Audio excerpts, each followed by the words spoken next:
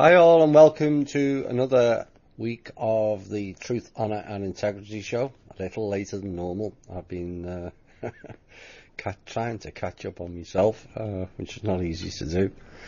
Anyway, we'll have a good show tonight, and it's, August the 10th. The music tonight is symbolic. Listen. Thank you very much!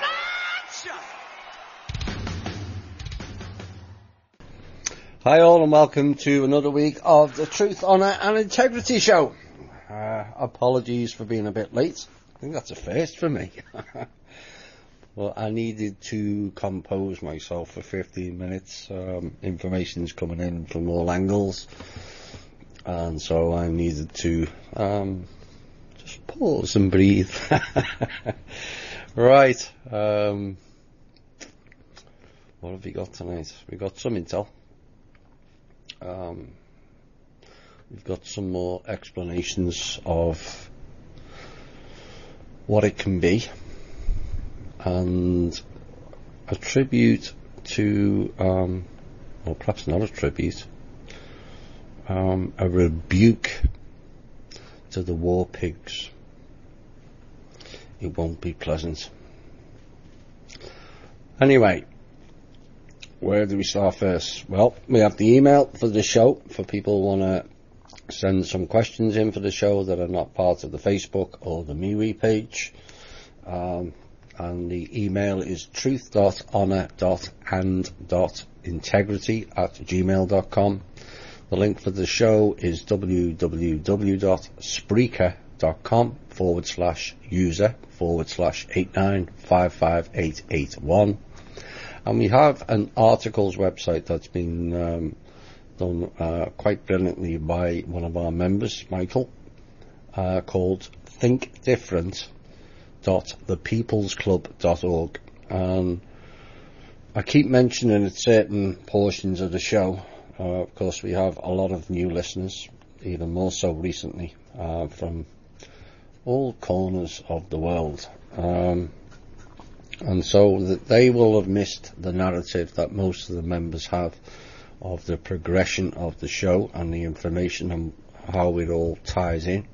So the Think Different .thepeoplesclub.org has all the key shows, which was the Future of Humanity, the Shane show, not the podcast.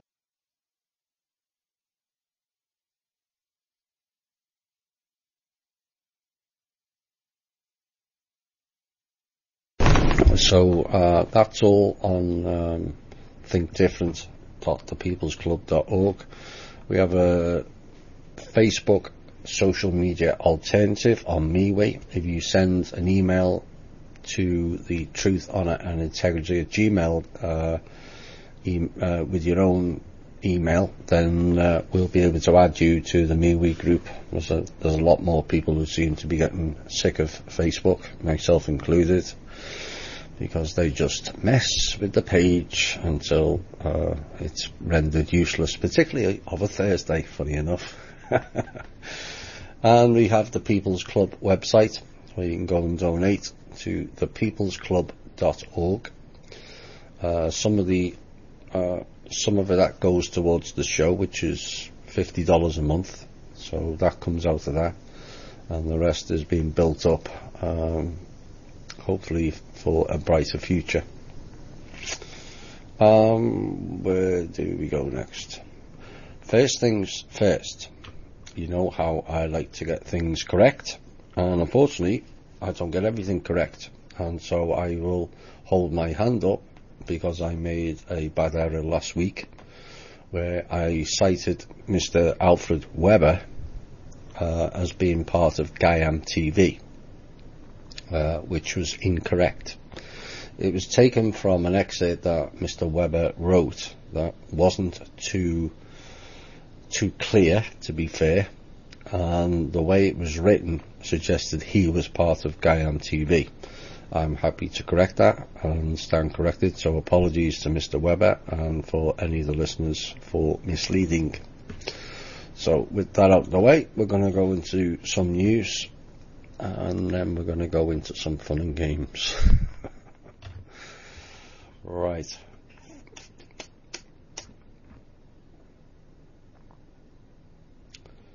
The Campaign Legal Centre is complaining.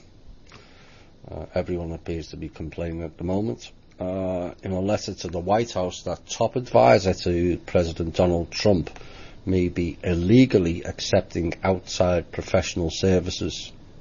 Steve Bannon has worked with publicist Alexandra Preet since he was head of Breitbart News. A lot of people think that they're on our side. They're partly COINTELPRO, sorry to say.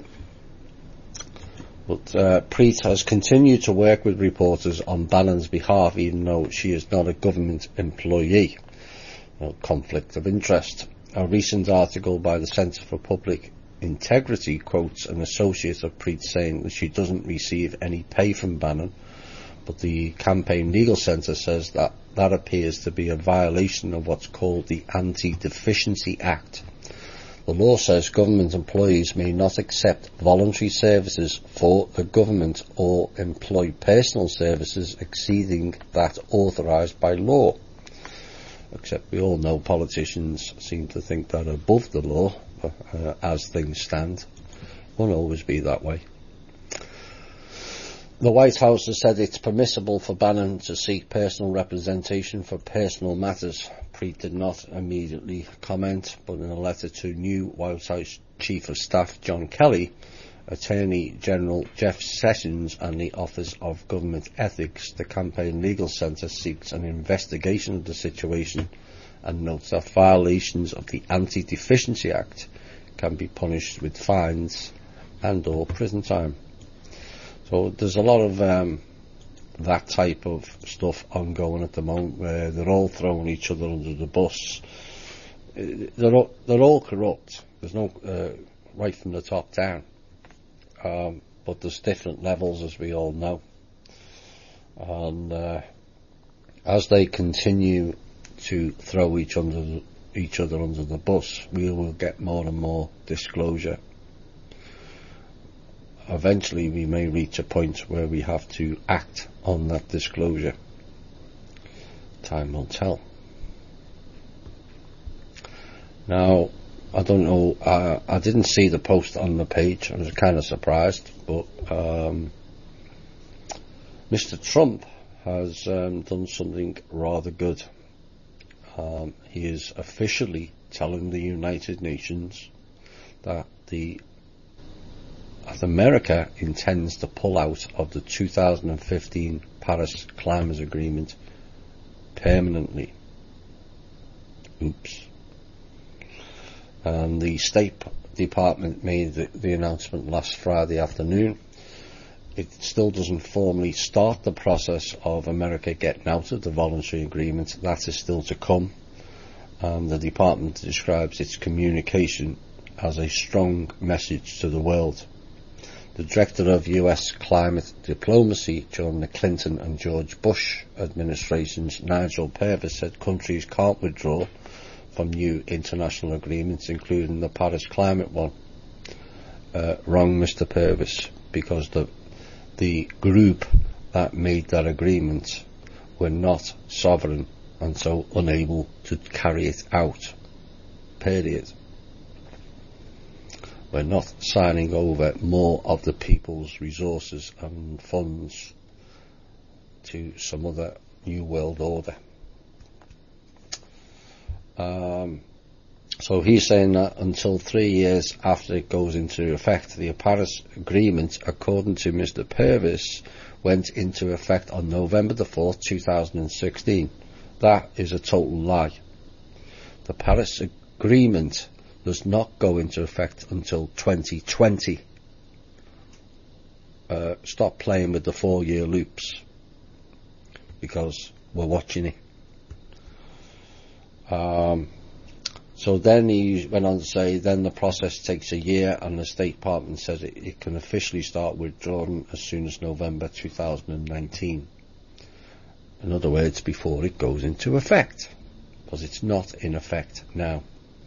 despite what they're trying to get across, more lies and bullshittery. What goes around comes around. Remember the big farmer guy who decided it was fun to price gouge and bump up all kinds of drugs last year? Well, Martin Shkreli,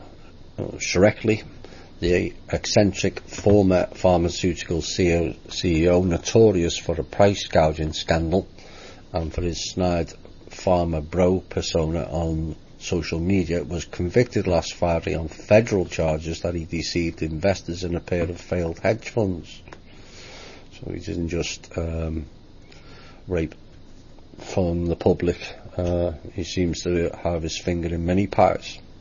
Anyway, a Brooklyn jury deliberated for 5 days before finding Shkreli, whatever it says anyway, you know who he is.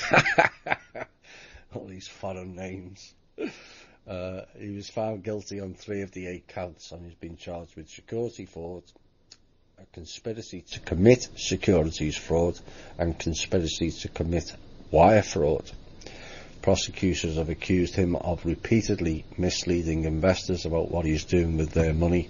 Mostly he was blowing it with horrible stock picks, forcing him to cook up a scheme to recover millions in losses, they said.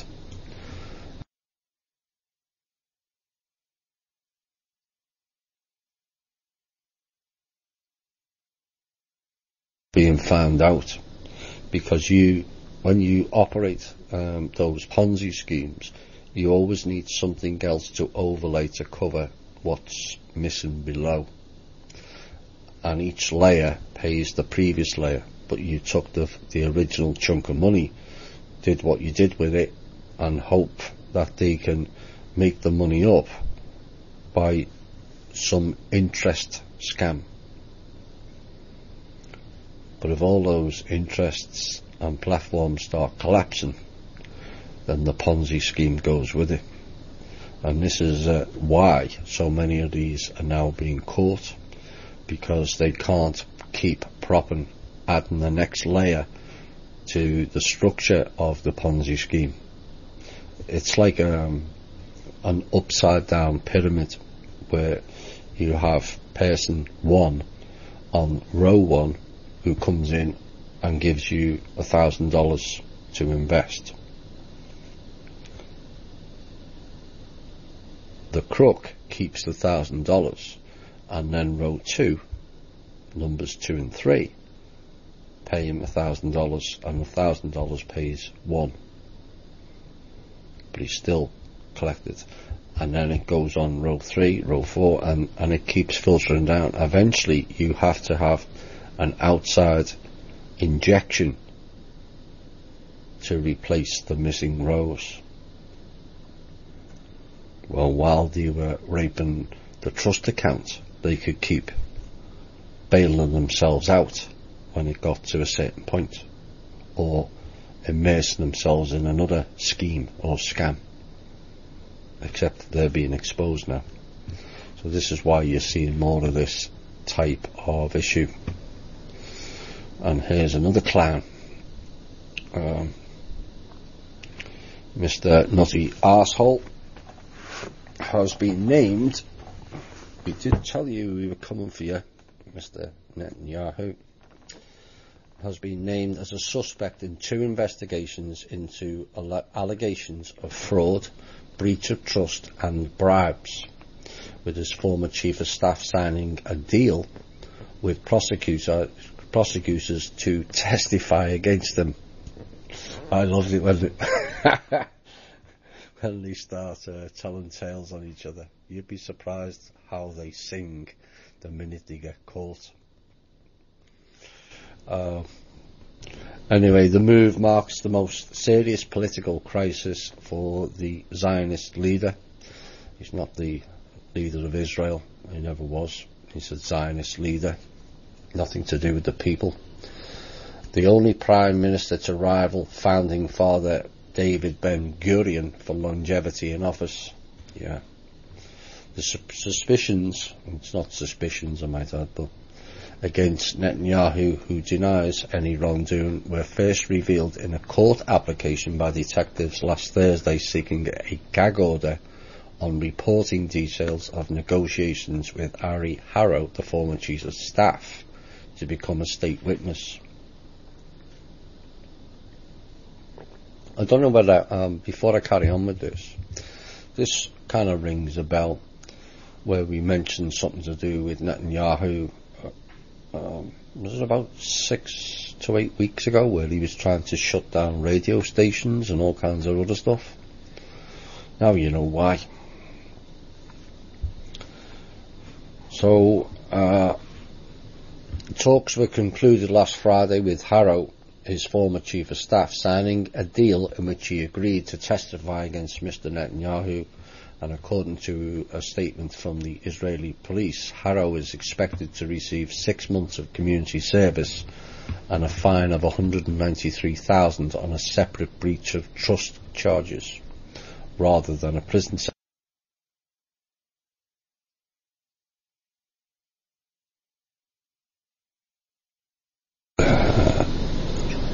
If we convicted all of them and locked them all up, we would then spend many years trying to investigating what they did wrong, where this went, where that went, what they did to this country and that country and those people and that people. They've been given an opportunity to work out a plea bargain. Some of the higher elements, that will not apply. Some of the, well, not some, all of the pedo people, that will not apply. But the financial fraud, and they've all been involved in it, all of them don't have a clue what they're doing, largely. They're kind of coerced into going along with it, whether they like it or they don't. I'm not in any way having sympathy with them, because there's always the choice right and wrong.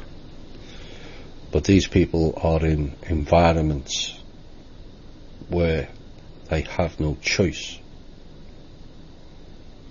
Look at Katy Perry.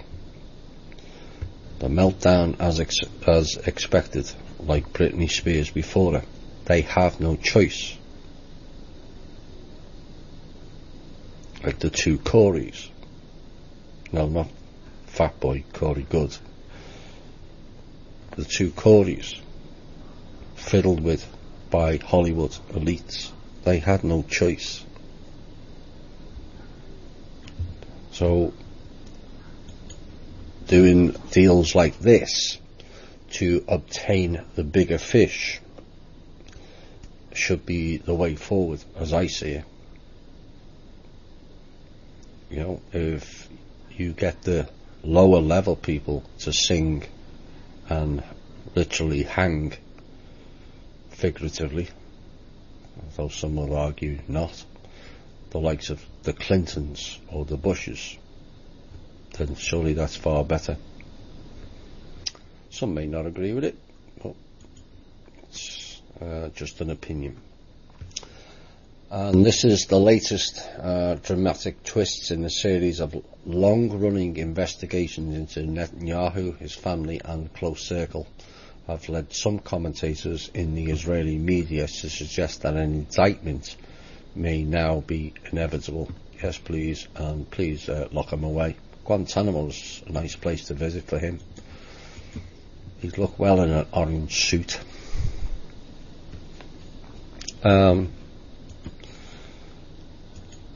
Right. It appears the show's being messed around with again. No change there. Ah, well. The Clintons. The dying and the dead. Fundraising activities have long been raising justified concerns. That's mildly to put it bluntly. However, foreign investigations into Clinton's foundation activities are moving too slowly, apparently, and the probes could generate embarrassment and even legal exposures for foreign governments that are also involved in it. Oops. And this is according to Charles Ortel, who was speaking to Sputnik News this week. Hillary Clinton goes on with her effort named Onward Together, really, aimed at funding and supporting a coalition of democratic groups opposing Donald Trump's policies, really. And Mr. Ortel, a Wall Street analyst who exposed financial fraud at General Electric back in 2007, is proceeding with his private investigation into the alleged fraud of the Clinton Foundation. The analyst shed light on the Clintons' largest endeavour called CHI, the Clinton Health Access Initiative. Yeah, right. Where is the Health Access Initiative for the Haitians? Well, you sat there with $19.5 billion of money donated for them and spent none of it. Health Access Initiative, indeed. Anyway, highlighting that the endeavour has never been organised lawfully at any time. So you just come up with these pie-in-the-sky foundations and pie-in-the-sky initiatives and pie-in-the-sky programmes, and you get loads of mugs to donate to them on the promise that something's going to improve. But all it's doing is creating tyranny.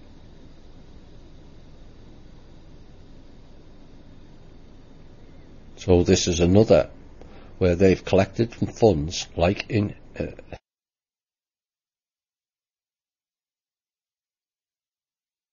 to his daughter's latest foundation. Now, that 50 million belongs to the people. We're suffering, we're struggling. Invest in the country.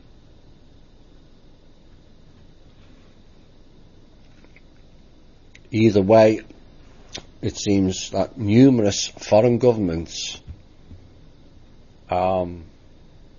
seem to be associated with Clinton's charities, in inverted commas, have behaved deplorably, and it lists a large number of purported foreign government donors, including Australia, Ireland, Great Britain, Sweden, Canada, France, Denmark, Norway, and the Dominican Republic.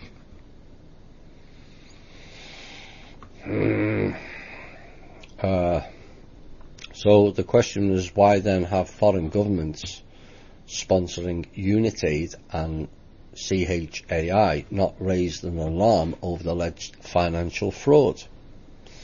As a guest, the massive and ongoing support provided by UNITAID starting in November 2006 to illegally organised and operated Clinton charities is impossible to explain without generating acute embarrassment and even legal exposures for the individuals and the foreign governments involved, Mr. Ortel stressed.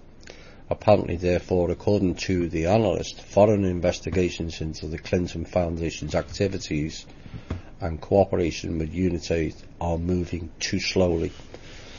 Yes, doesn't it always, when you're investigating the elites, everything moves way too slow.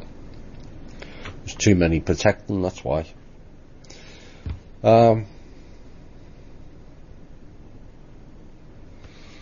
think there's a hint of irony, and for those that can read between the lines to this next story, President Donald Trump has thanked the Russian President Vladimir Putin for ordering the departure of 755 staff from US diplomatic missions in Russia. Speaking to reporters in New Jersey, he said he wanted to thank the Russian leader for saving the United States money. Worked it out, yeah? At the end of July, President Putin said 750 staff would have to leave US diplomatic missions in Russia in retaliation for new US sanctions against Moscow. Many employees we are led to believe are local hires, meaning it's far more likely that less than the 755 people will actually leave the country. He said they had to leave by September the 1st, bringing staff levels to 455, the same as Russia's complement in Washington.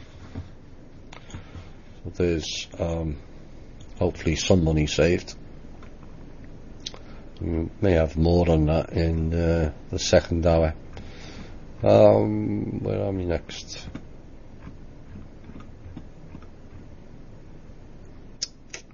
Shall I go into that now? Let's go into a bit of intel before. There'll be more in the second hour, but it's going to be wrapped in a fairly hard-hitting, lengthy op-ed piece. But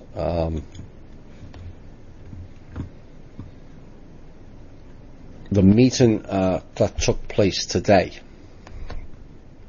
and there's meetings going on, multiple meetings going on every day, because they have to come and speak to the Kingdom of Mana people, stroke the Foundation people, because they have no option. We control the trust account. They don't have access. They are sinking, and in essence so are we. They're sinking fast. And they think they can pull all kinds of stunts and still think it's going to work, despite failing. Well, the RV alone must be about 1,020 now.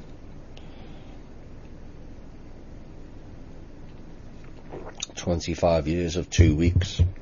Work it out. So, the meeting today was from people or governments, heads of state in the Middle East, because they are kind of concerned, and they may well be concerned with what's being planned. Those countries in the Middle East all want peace, all of them, apart from one, no doubt, fairly obvious. And apparently the US faction has been making deals with certain Middle Eastern leaders, telling them to make trade deals.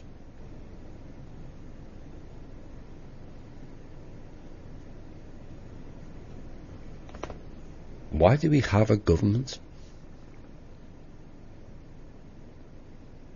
What is Congress doing?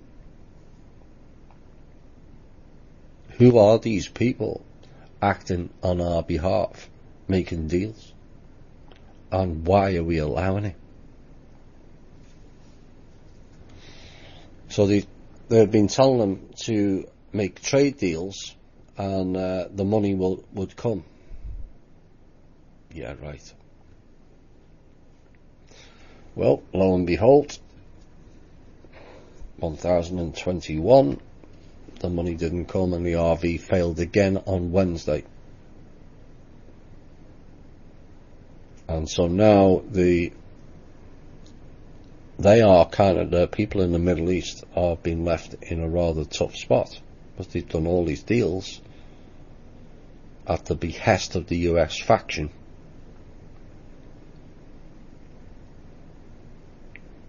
And they're stuffed. And unfortunately it's causing a lot of tension in the Middle East. Dangerous tension. And they're terrified that World War III will start in Syria. Personally, I don't think it will. But the faction here in this country are ramping it up, because they're losing ground rapidly. I've warned about their million-man army and wiping the whole of the Middle East out previously.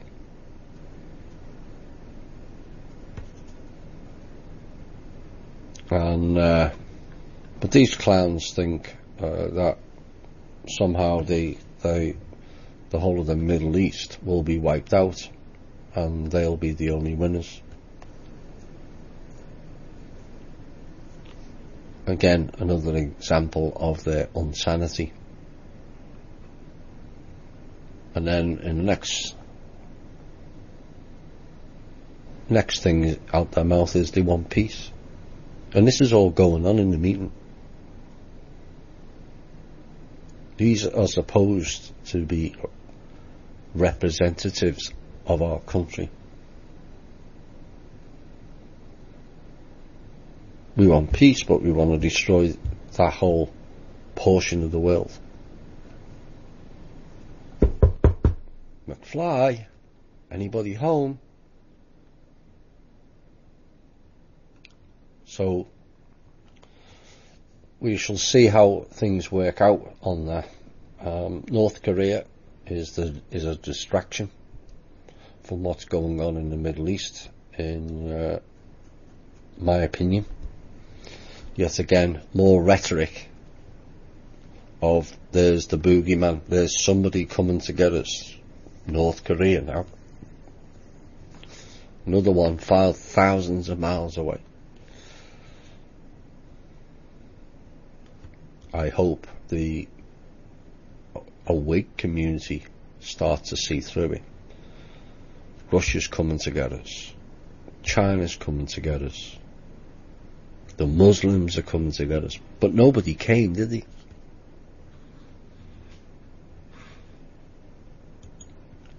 How many more times are we going to fall that some country on the other side of the world is coming to get us before we realise it's all bullshit? While you focus on North Korea, we'll try and smash the Middle East into smithereens.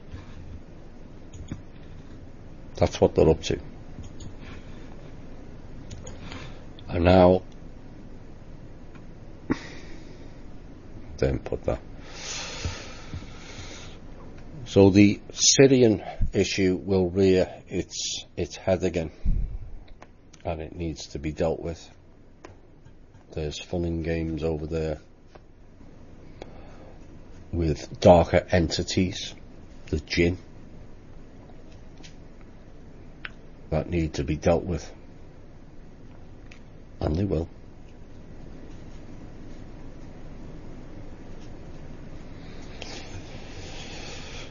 So much work will go on, and we will figure out a way to solve the Syrian conflict before we end up with a rather nasty exchange, because it's all building up. Me personally, I think at the last hour it will all be rendered mute. I've said this all along. There will be no World War III. Personally, I see less chance of it now than there was 1, 2, 3 or 4 years ago.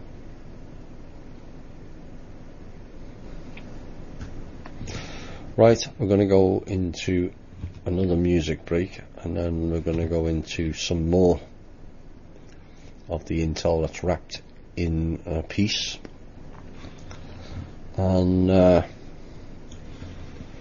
first song goes out to someone who's quite popular in America, who sadly died this week, Glenn Campbell. And so this is one of his songs. And the second song will lead us into the second hour.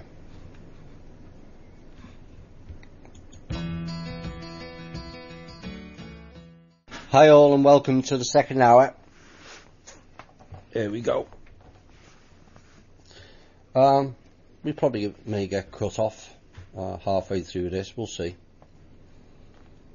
But it needs to be said, because the American public are still being lied to on a massive scale.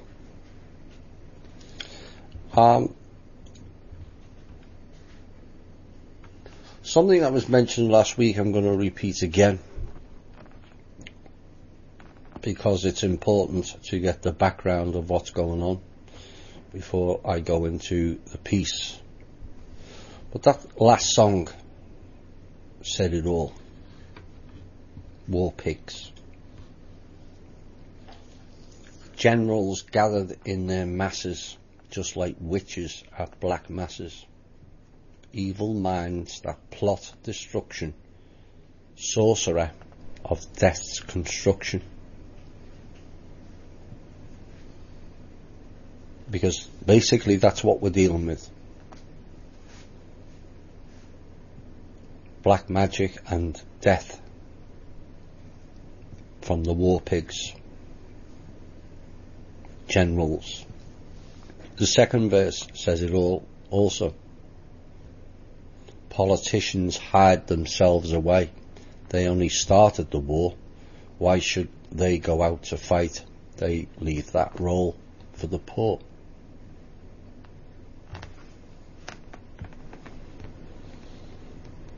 And you wonder why they shut the heavy rock movement down.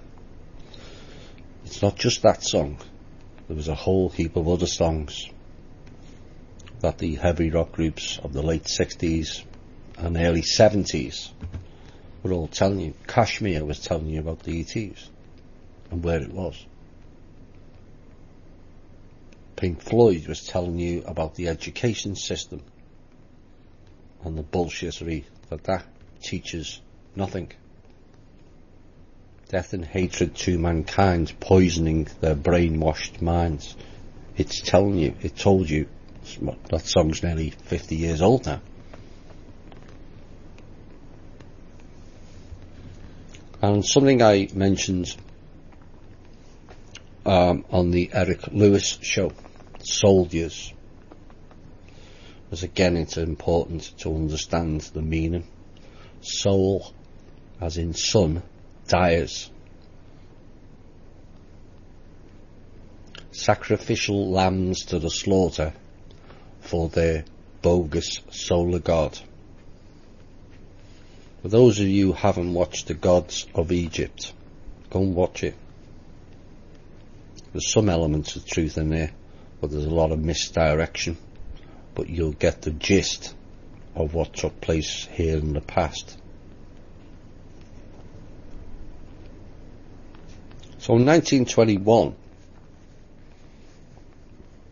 the now corporate Congress abdicated its duty to control the money and turned it over to the Holy See's Federal Reserve System to be the fiscal agent of the United States Treasury. Remember that term, which promptly ceased to exist in 1924, taking vast amounts of American wealth with it. In other words, they just looted the whole country. And you wonder why we had a recession. But that didn't stop the Holy See and the Crown agents from pretending that the United States Treasury still exists, or existed. So what they did, they just renamed their own shill companies after it.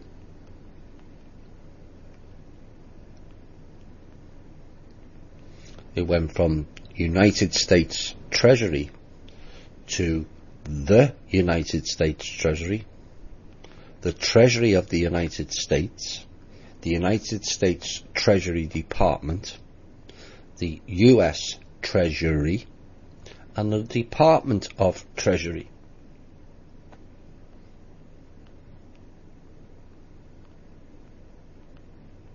That's where our money went.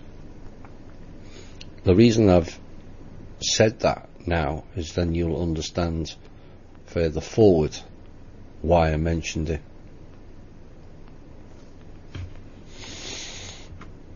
So, we did a show recently about sovereignty, which Kingdom of Manor have obtained in full for all the world to know, against all the odds. They didn't think that that team could do it, but their underestimation of those people who carried it out was to their detriment.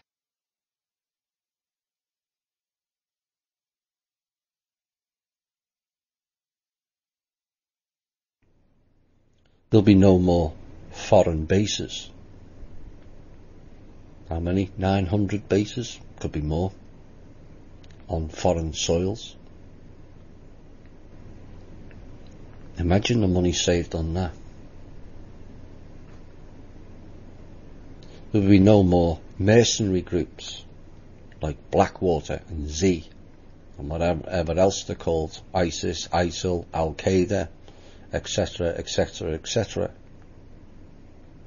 Imagine the money we save on that. There will be no more foreign banks, Federal Reserve, or tax collecting for foreign invaders, the IRS. Both are foreign to this country and not part of America or its sovereignty, and would have to go. Imagine the savings we make on that, where they're not looting the people's money illegally. There'll be no more double companies with similar names, like the Treasury. There will be no more resources stealing, reduction of, or ending dual agencies. Why would we need Homeland Security, CIA and FBI? Because we wouldn't. Imagine the money saved on that. Where vast quantities of funds are being used for surveillance of the American people they're supposed to be representing.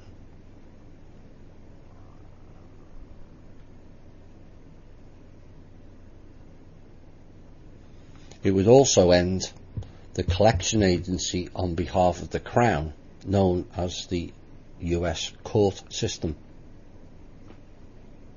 Because with sovereignty, we return to natural law. So there'll be no more maritime law.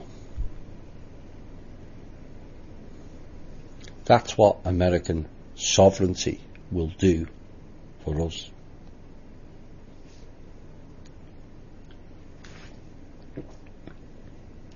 Now, you know who's holding all this up from progressing?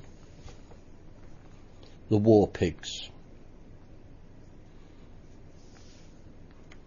Generals gathered in their masses. Those in the high offices in America with their badges of dishonour, stuck in an old paradigm with a mindset of destruction, greed and insanity. These are the people that are holding it up. These are the people that sent morons to the meetings with their high level stupidity.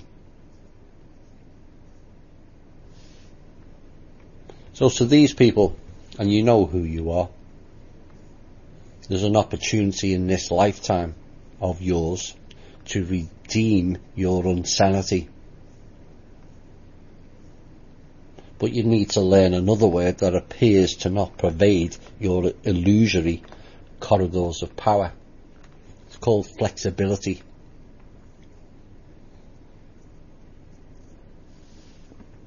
A flexibility to see a vision of the future, a real future, we only recently acquired.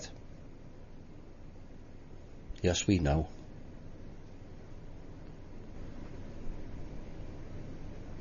But you people continue to remain in the illusion with your fistful of dollars, fistfuls of dinars, promises of higher dimensional money coming in to save you. Really. Revaluation promises, or regurgitated vomit, more like it, since you've been pulling that stunt for the last 25 years. Chinese elders' promises, even though they told you they couldn't fund it months ago. They haven't got the resources. They haven't got the assets. None of them have. The world knows, except you. The Rothschild promises, all of which have been replayed over and over, like a sick and twisted Groundhog Day movie. And what's funny is, it all failed. Repeatedly. And yet you still continue to swing your old paradigm dicks, whilst the people suffer and struggle. In what? Some banal attempt to finally get one plan right? Well, we've got news for you. It won't come right. Period.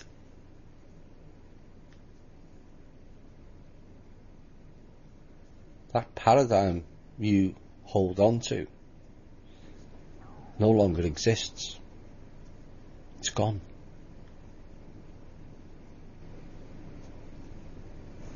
The overlay of the planet is gone.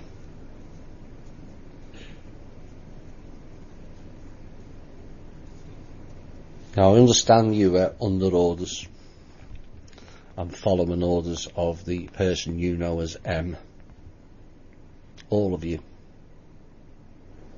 And all of the so-called previous presidents of this country.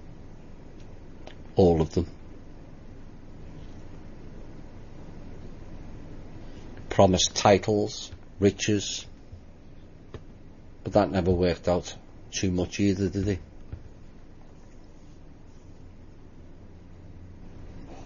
Mr. Kissinger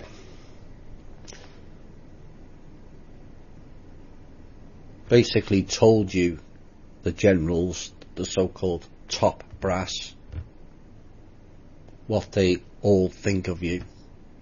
Expendable slaves, the word he used, that do their dirty work unbidden and in turn reward you with badges, titles and entitlements. But what you don't have is common decency, heart, compassion, truth, honour or integrity. You just sit back in your fancy offices and remain in your cesspool swamp like nothing's changed. But it's all changed, hasn't it? We know it. We know which way it's going.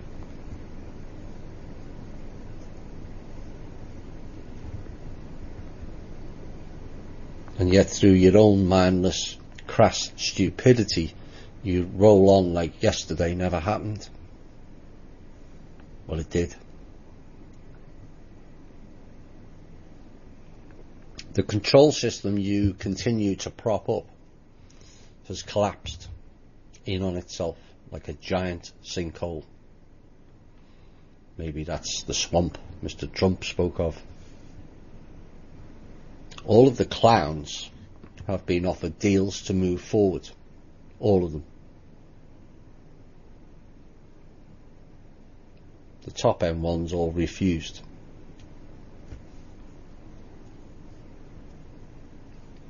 My theory is they're terrified of the people lynching them when they find out for real what they've all done.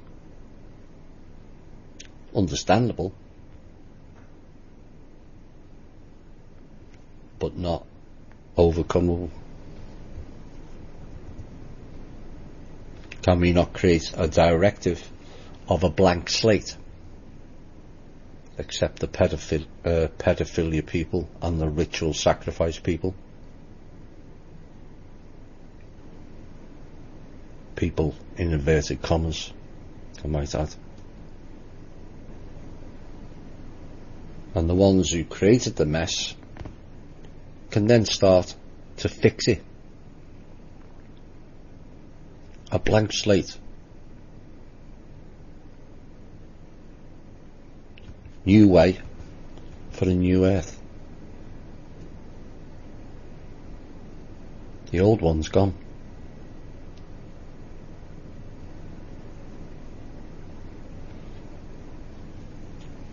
Now, the reason for this piece is the top brass military blocking us moving forward. Is they wish to control the trusted money supply.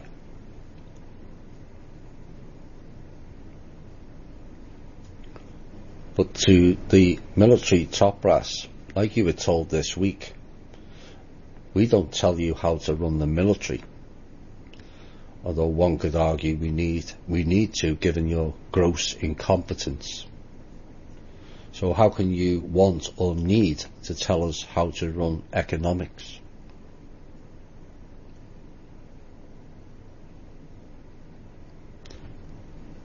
Your role is to look after the American people, not foreign agents. Your role is to defend the American people, not to get involved in economics. The reason why? Because what about the military's form of economics, or lack thereof, that has looted trillions of American people's money on a vast scale that literally defies belief? And yet you wish to run the new system? Seriously? Now, whilst many may be seriously undereducated in this country, but rest assured, we're not all retards.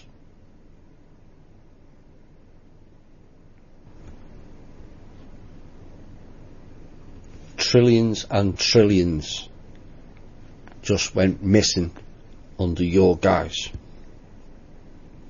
and you want to look after the trust account for the American people? I don't think so.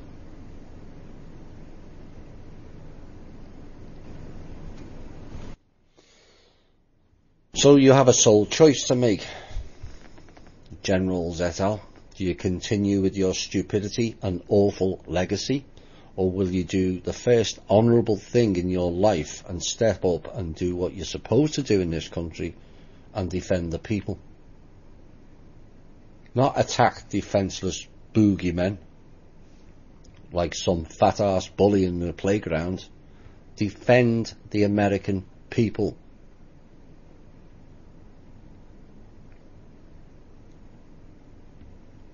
We have been raped, plundered, pillaged, had our health, education, homes, lifestyles and our dignity in light of how the rest of the world now views us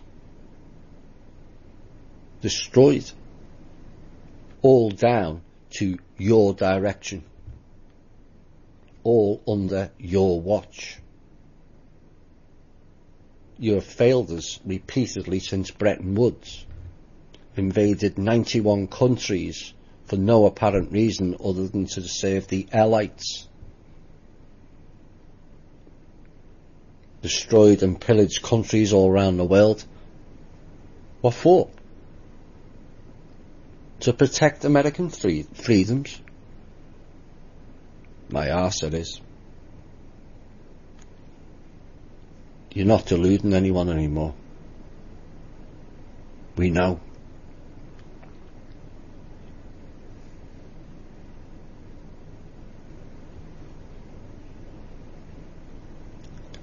So it's time that you get out of the butt cracks of the elites and do something for the benefit of this country and its people. You know, the same people who pay your salaries. And it's time you quit with your half-witted plans that have all failed and will continue to do so. The message to you is, if you wish to continue being the pet poodles for the Crown, Rothschilds, Chinese elders or the Vatican, fine. Just go and live in another country where your treasonous and traitorous behaviour is more suitable. But it doesn't belong here. And leave us, genuine Americans, to get on with rebuilding our lives and this country. If not, then it's time you all deliver for and by the people. End all wars. Withdraw from NATO. Withdraw all our sacrificial sons and daughters back to American shores. End all bases on foreign soils. End all spy programs in this country and others. We know by now no one's coming to get us. It's all an illusion.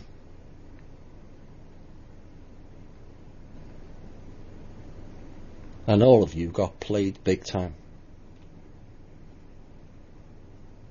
It's time you suck it up and do something decent. Your judgment day is upon you.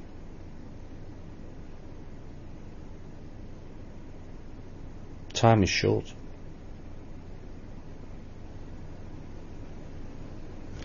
Legacy of death and destruction, or a legacy of rebuild.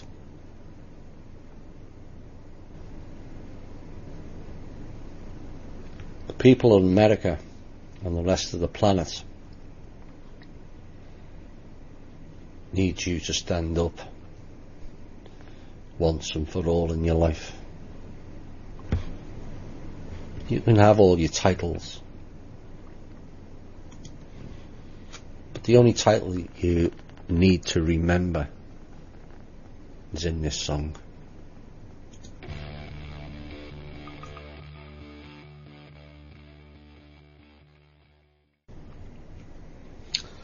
So it's up to you, the generals. It's all laid out. You have an obligation to the people of this country.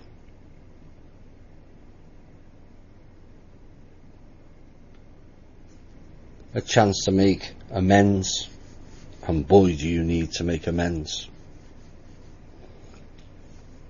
This country has been sold down the river and its people for far too long. Far too much of our dollars has gone into death and destruction at your hands.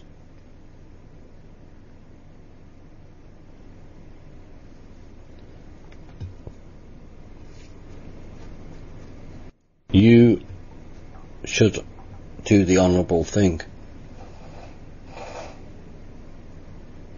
Come to a proper, flexible agreement where we can both move forward. You have lots of work to do. All branches of the military have lots of cleaning up to do.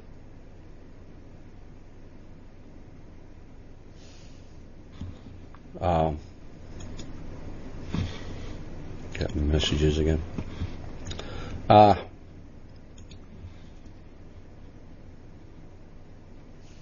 The Air Force can be cleaning up the skies.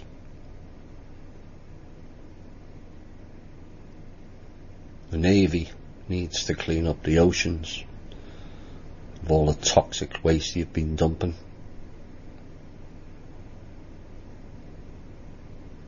The Army can clear up the lands they've destroyed with funds out of the trust. And the overall military needs to stop using American people's sons and daughters as sacrificial lambs in an overarching war of the gods.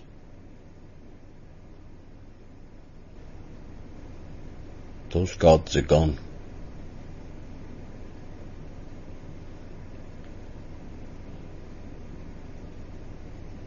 The overarching one left 2 years ago.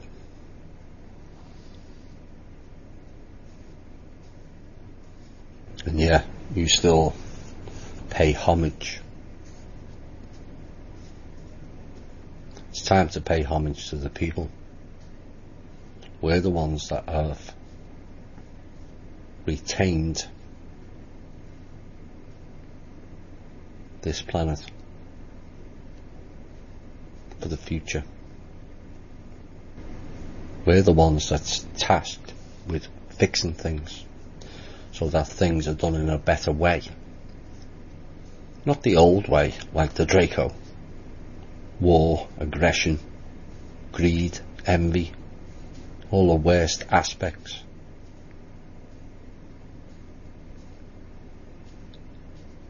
But a new way that's fair, transparent, where people are allowed to flourish and grow and not be eaten and harvested.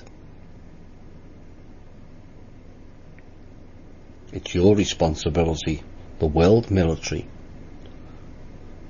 to protect the people from interference outside.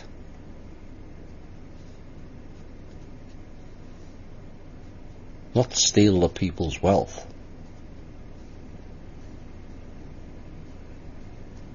By invading virtually every country on the planet and scooping up everything so no one has anything left.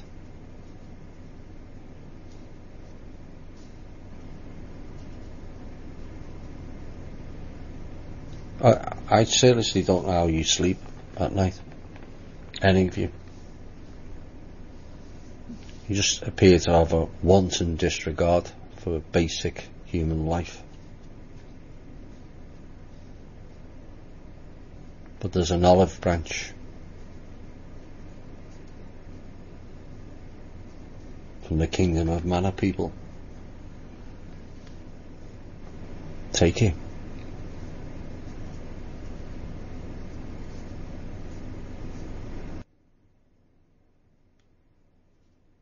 It's up to you to correct your damaged and deteriorating legacy and do what's right for and by the American people, and subsequently stop interfering in the other countries' lives also, be it elections via Langley or be it invasions via the US Inc. military.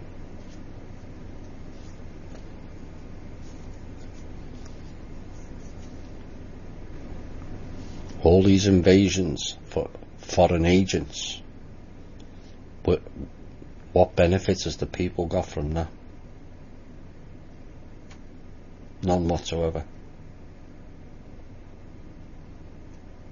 Americans were held in high esteem 30, 40 years ago. Now we're like pariahs on the planet because of the military direction.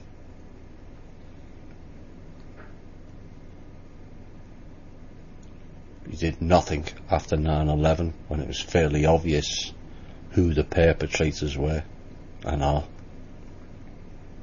You sat there.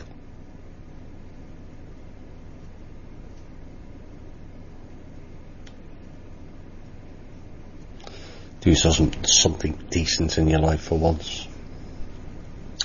Right, we're going to go into some questions now, I think.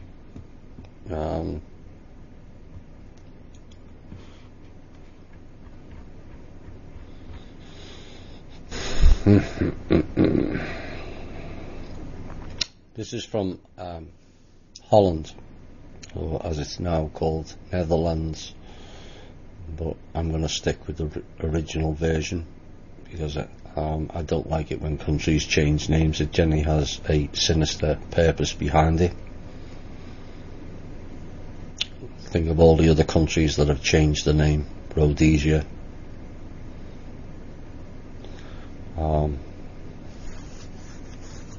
the people of the Netherlands have had it rough also, like Britain with its bogus royals. Same system.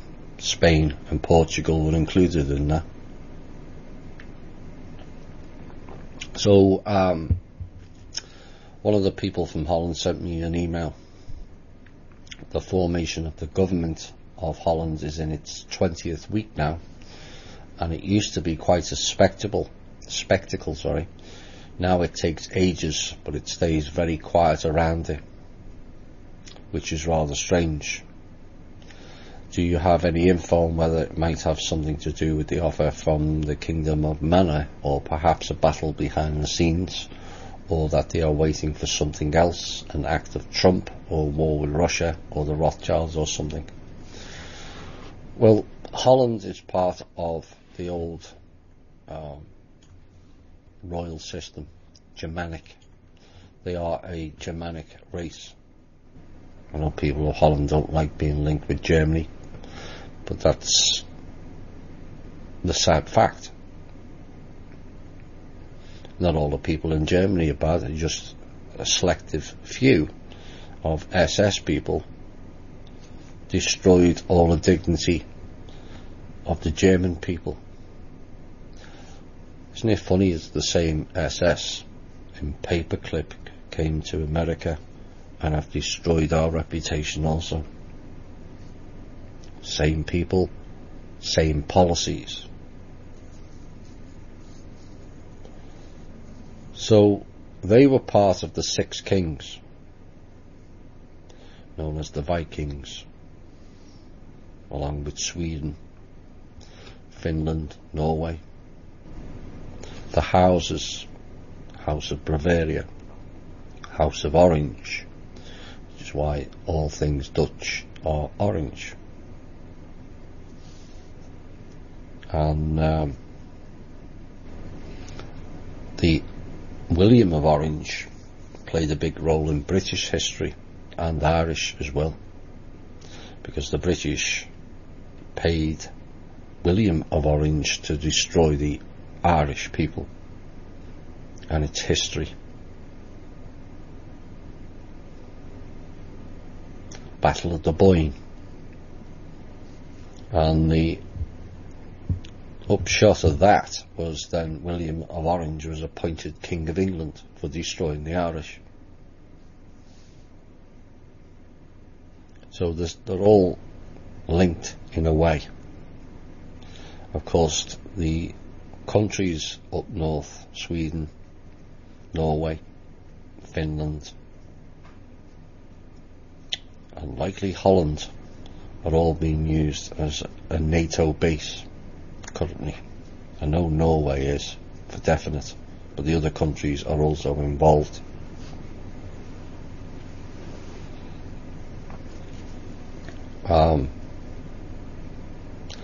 Whether Holland is one of the 144 countries seeking sovereignty or thinking over sovereignty at the moment, I don't know which countries are involved in that as yet. I may get a list one day. So it could have something to do with that. I would think, given the royal issue in Holland, it's debatable. And they're kind of being squeezed with the other Scandinavian countries because of the NATO plans, who are pushing for war with Russia. Of because the Rothschilds are also sitting on assets in Norway. So it's a case of wait and see with what goes on in Holland. Norway is more of an issue though. Thomas, would you please share how you made peace with what you found in your shadow self? All I feel is shame at what I find.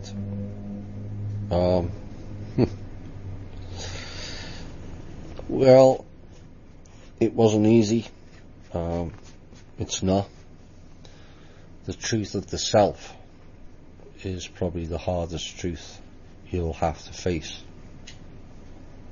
And this is why we talk about the shadow sides and doing your inner work. Was I proud of myself and my behaviour as a teenager? Not really. Was the extenuating circumstances surrounding that? Yes, but not all. So eventually you have to look at the fact, well, these things keep happening to me, and I can't carry on blaming parents or teachers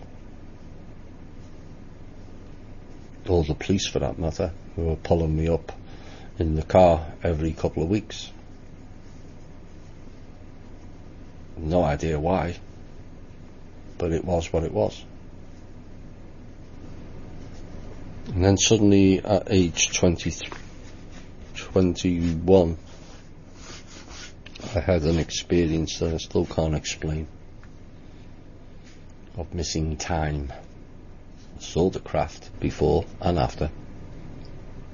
What I don't know is what took place in between.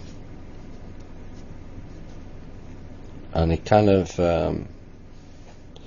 realigned me away from the frustration and the anger of rejection by parents. Almost made the black sheep of the family. Like I said, I wasn't an angel by any means, but if you continue to cage a free spirit, they will react accordingly once that cage is open. We're not all the same. We're not all made to follow orders and just go along with the system. Some of us came in and knew this was wrong. At age 7, I knew something was not right here. I couldn't formulate the words, I couldn't understand it. And as I got older, things that were happening to me were not happening to anybody else, and I found it really odd. And it was a case of going within. So for probably the best part of 15-20 years, I went within. If I was out in a group, I wouldn't speak. I just listened. And by doing that, you then get an understanding of how far you can go with certain people. Out of 1,000 children in the school, I was the only one who believed in ETs. This was 1970-72.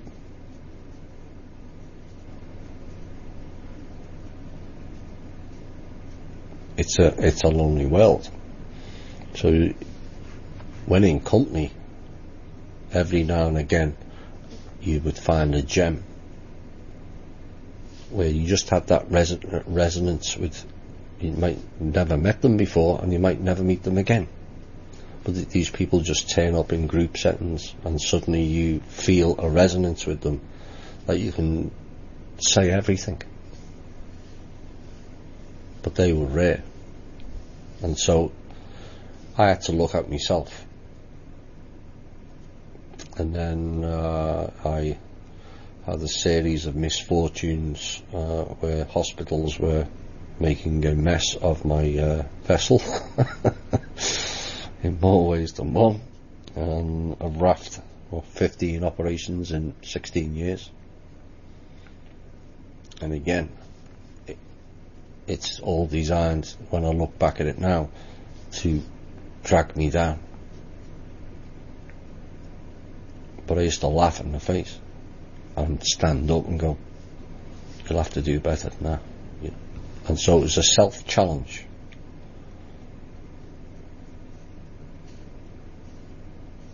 And then I took a big leap of faith where I felt I had to grow, and there would be a purpose and a reason for leaving where I was born, and came to America in 2002.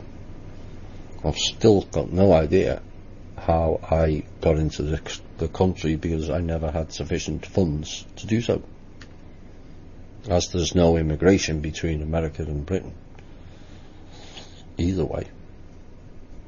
But we managed to collect some funds to buy a business, and I think it was meant to be. I said to the people I left, there'll be a reason why I'm going to America. I don't know it yet, but there will be a valid reason. And I personally wish I was born here and not Britain, but Britain gave me a good grounding, largely how not to be. You always learn from the lessons, or you should do. And so I had this period of quiet, and then I came to America, and it kind of coincided with the growth of the internet, and you can meet people all over the world who have similar, is now classed as normal, but then it was off the wall belief system of ETs,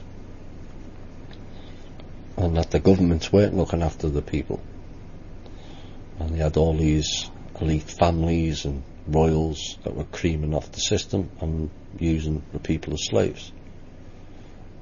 All this 20, 30, 40 years ago was completely off the wall. But as an observer and a listener, you then are able to see things better, hear things better. I didn't get involved in the midst, and this is what I'm trying to tell people on the show. Don't get involved in the midst of it. Step back out. You can see all the players then. All the idiots on the Facebook page who think they're hiding in secret, playing agents games. We know who you are, because you can see better. And so I had to deal with my side of what I faced, which wasn't a pleasant childhood. It wasn't a loving childhood.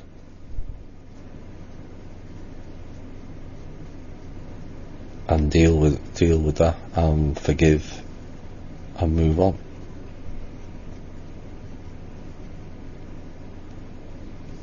And eventually you get to a point of personal growth where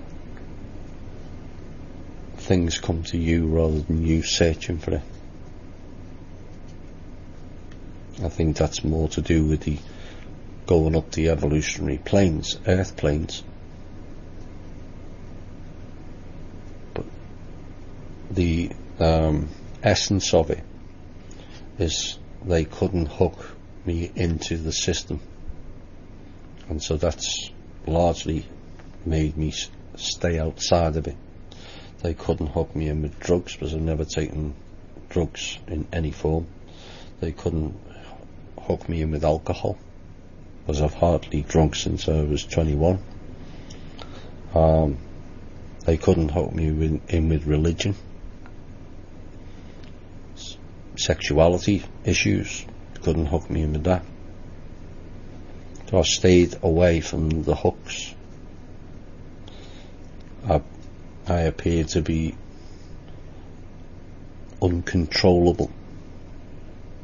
The parents will agree with that. I never liked authority from day one. And this is the problem now with the ADHD kids. Because I would have been classed ADHD if they'd have thought of it in that timeline. But good luck with getting me to take those tablets, because that's another thing I don't do either. I don't take pharmaceuticals. If I have an issue, I correct it myself, because I believe in myself. Most people don't. And this is what I'm trying to get across in the shows. Too much of everything is outside of you, when everything you need is already inside.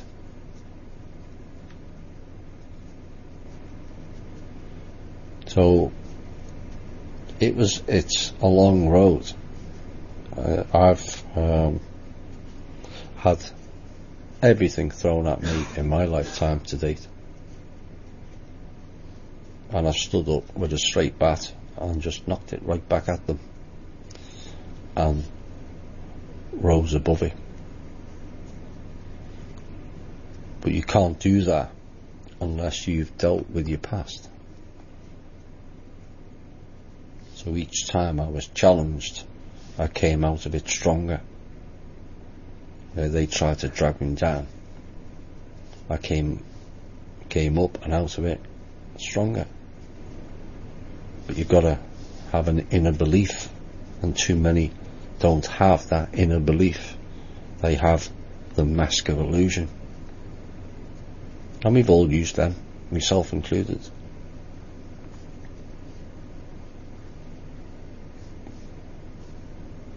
But the other key aspect of it is I've always been balanced in all the different formats. I don't play into fear. I don't get angry, or very rarely, because it's illusion. It's all about staying on that 45-55 metronome. So if you're not swinging too much on the metronome, you don't have that much to stop it from being close to the centre.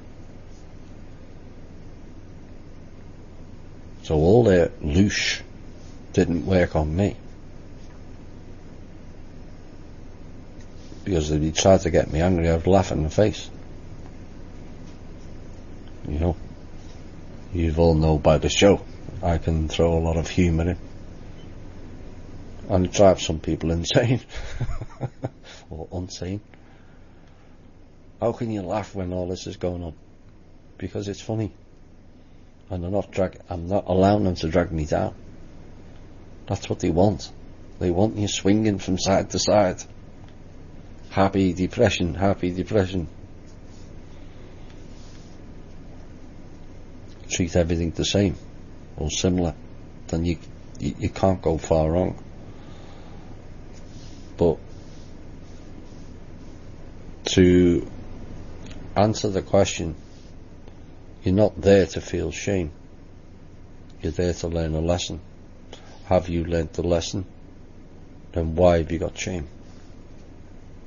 We've all made and done wrong things in our lives that we're not particularly proud of. We could have done something, handled this a better way, or done that a better way. Or I shouldn't have done this and I shouldn't have done that. But it's, did you learn from it? And did you not only learn from it, but go on and improve it and make it so it wouldn't happen again? If you have, then there's no need to feel shame for any of your past. None whatsoever. Being too hard on yourself. At the end of the day, the only judgment is your own. What other people think. And there's no pearly gates and people sitting on clouds passing judgment. It's bullshit. Just you. So don't be hard on yourself.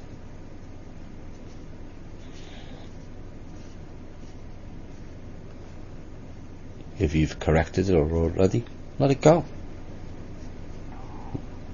We don't like certain aspects of the self, and the reality is all the negative aspects are all going to flow out of all of you that listen to this show. Now is the time. It is the judgment. Just your judgment, nobody else's. It's nobody else's business. So there's aspects that you admire in people. Don't be envious with that people and drag them down to your level. Aspire to be like that person. I used to do that when I was younger. It's part of the culture. And when I grew up, drag people down to your level rather than you aspiring to reach the point of your envy.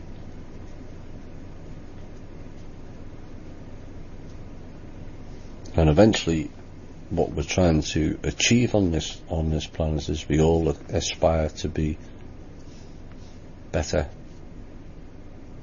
No, let's dog eat dog world, divide and conquer.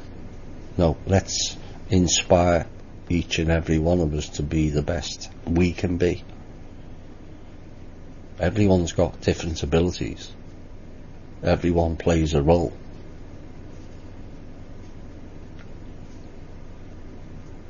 Just because someone may look more important doesn't mean they are.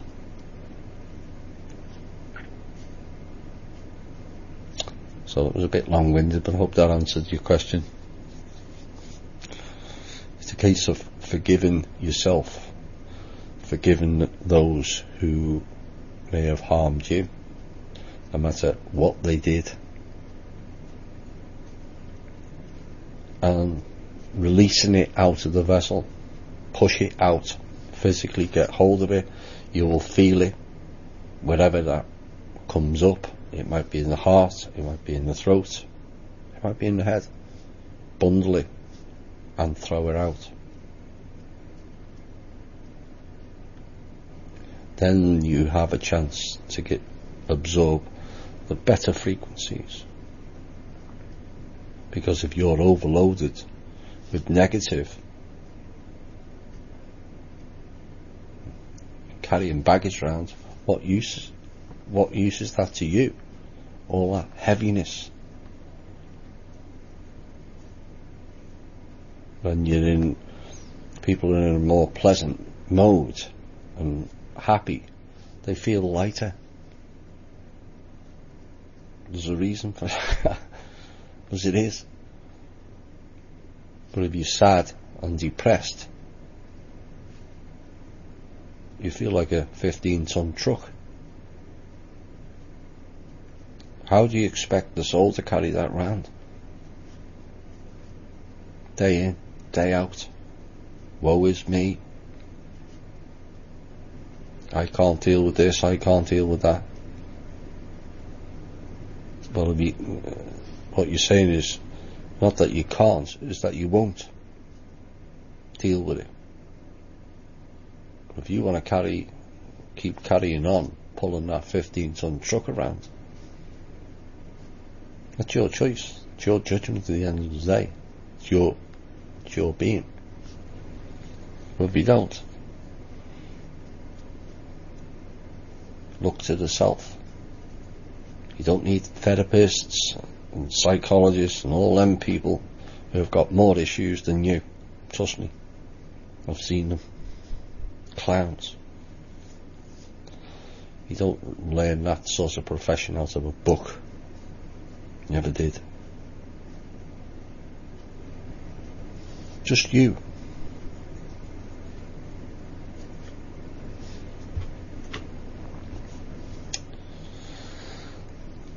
In general, what are your thoughts and feelings about the up and coming sun eclipse? Captain Obvious will be waiting to listen to this answer. It could be interesting on many aspects. The alignment. I've yet to have it confirmed, but apparently the last time we had a solar eclipse that went right across America in that way was 1776. But like I said, I haven't had that confirmed yet. I'll have to check that up. Now, could it not be, because 1776 was the illusion? Maybe this time we'll do the real one on the real planet.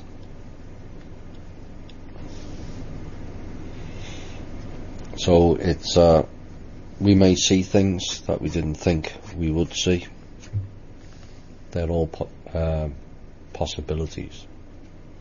Things that were cloaked may come into view. It will signal some sort of change. To what level remains to be seen. I can only speculate, and I don't particularly like speculating. If I have something more confirming, then I will say so. Do you think there's a risk involving attacks regarding posting baby pics or children in here or on Facebook in general? Not really.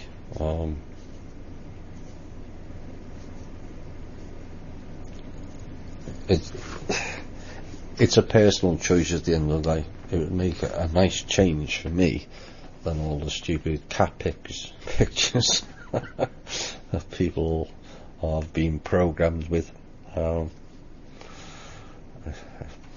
So Th&I wants to see your baby pics. Would I post it open on the Facebook? Maybe not.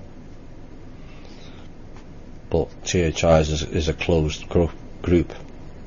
I'm sure if you ask the members not to share, then they will honour that. But I'm sure all the members of Th&I are looking forward to seeing your new baby, John, when it arrives.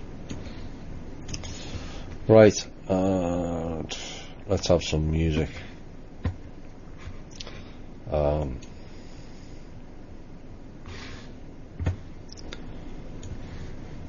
still haven't. Now, I'm going to play these two songs.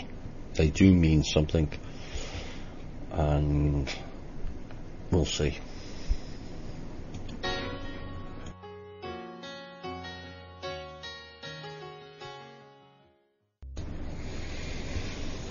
Hi all, and welcome back to the final portion of tonight's show. I've kind of pondered on whether to put the next piece out, what I'm going to say. But many people are feeling heavy-hearted. There's a reason for that, or I think there's a valid reason. A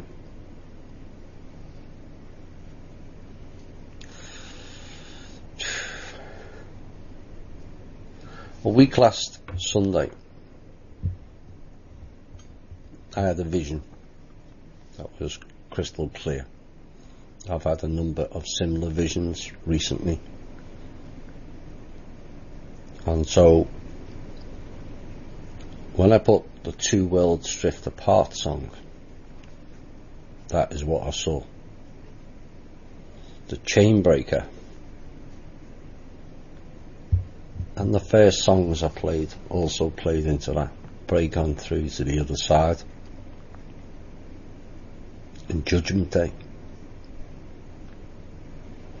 Now, what I saw in this vision was the old earth, which is connected to the new one, and the chains broke. This was recent. Now, the earth that I used to see is no longer visible.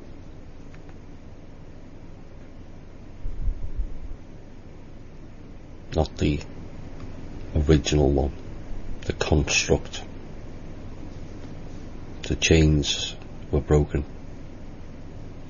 So when I'm explaining to the generals of old paradigm and new paradigm, now you understand the full implications of that.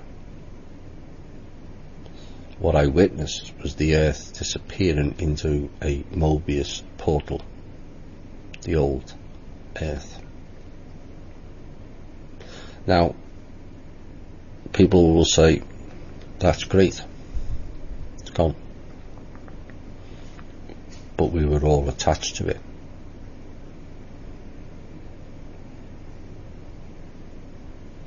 So that's where the heaviness and the sadness comes in.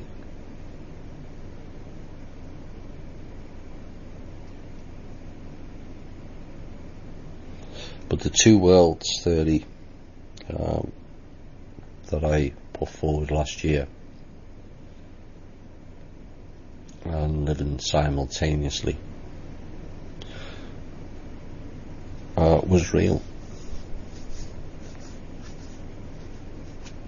An overlay. So when I saw this, to be quite honest, for 48 hours it rocked me to the core. It's like everything that's new, you're worried about what the changes are going to be. Is this a current event? Is it a past? Or is it the near future? That I can't tell.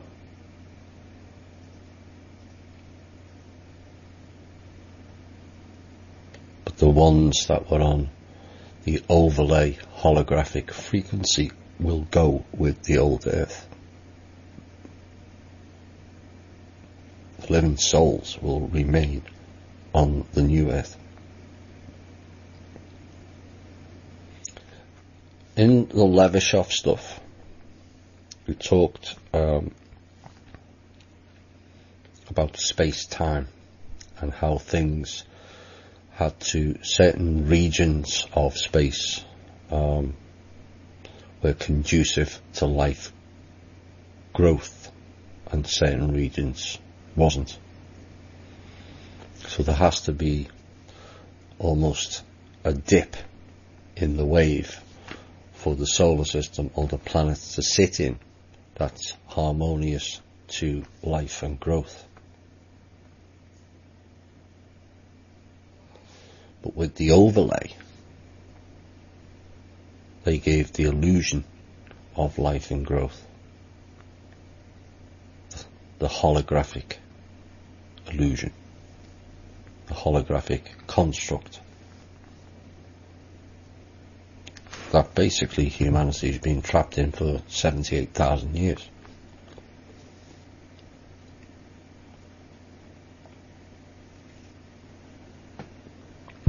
It still feels heavy.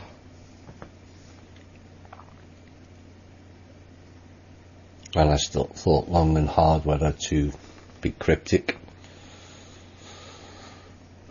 so people see it themselves. Because it's more important that people see it for themselves than to put their blind faith and belief in somebody else. Again, this plays into the movie The Gods of Egypt. If you read some of Chloe's documents, it explains that Gods of Egypt rather well. where people had all kinds of abilities. The gods. Set was dealt with 2 years ago.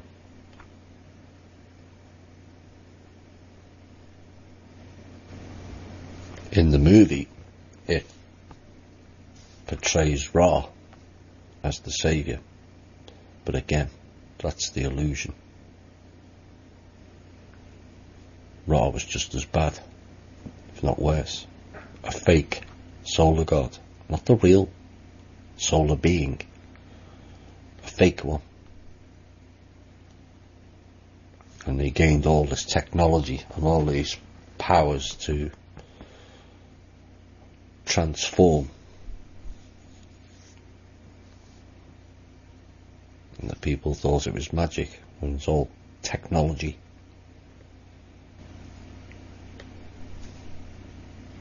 So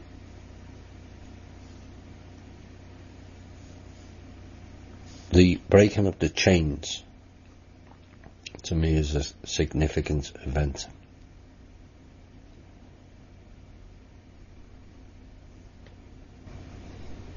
And what the future holds is entirely up to us now.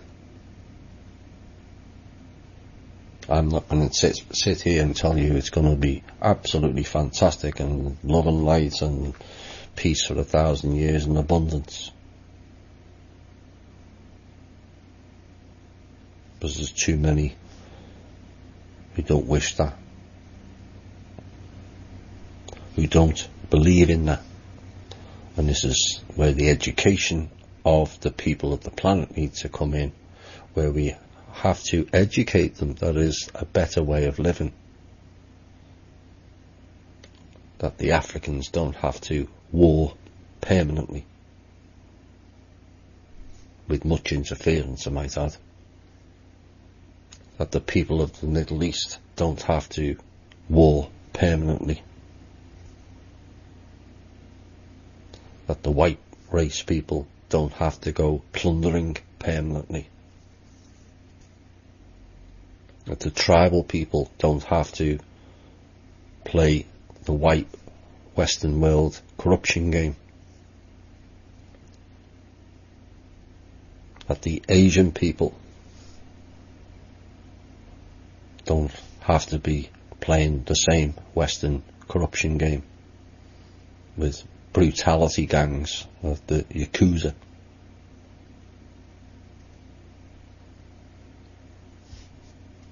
All those people have to be educated into a better way of being, a new humanity, a new chance, a chance to grow. We can't stay children for the rest of our lives. We can't remain children on this planet indefinitely either. If a species is not growing on a planet, the planet will throw it off. We were very close to that 4 years ago.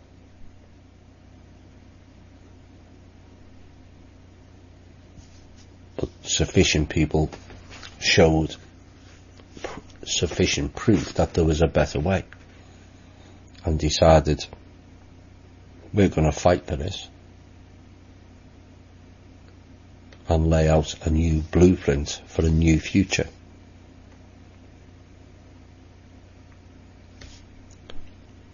On January the 1st, 2013, the Looking Glass tech went blank. Why? Because we haven't created our future yet.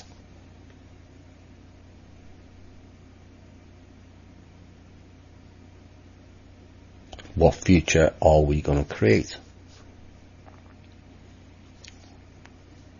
Are we going to create divide and conquer, anger, greed, jealousy, envy?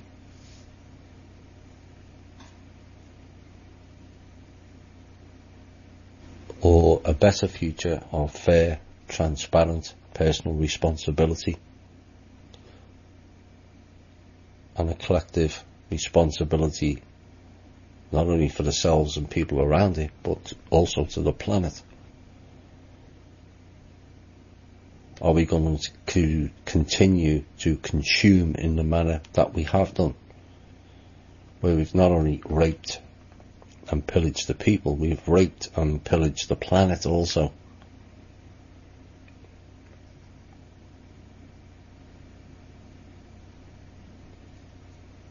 We need to clean up our act.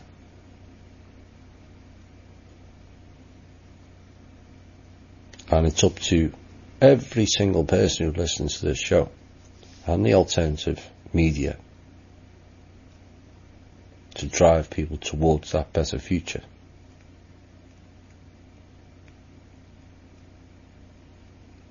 Everyone has a role. Everyone has a say. Everyone has an opinion. Not the few anymore. They might think they do. They just don't. Because when the collective stand up and say, we've made our choice, we want a better planet, a fairer planet, we want to live in harmony with all people, in fact all life here, then those clans who like to divide and conquer will fade into the ether.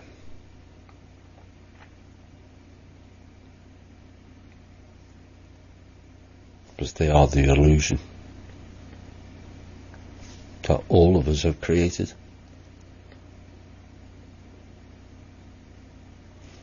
The 100 series, the City of Light, where we took the pill, no pain, no trauma, no responsibility. This is what we got.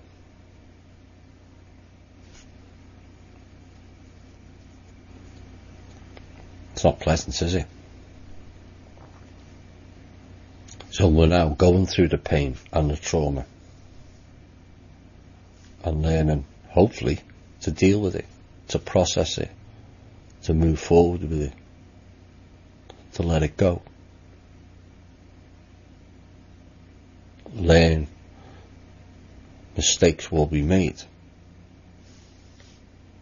Mistakes are fine, as they're a learning opportunity. The stupidity is repeating the same thing over and over again and watching it fail.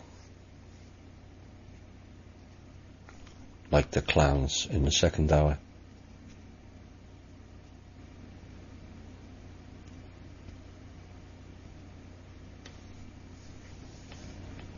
Prosper and grow, or continue to be harvested in all its various guises. That's our choice going forward. That's what happened with the chain breaking. Free at last.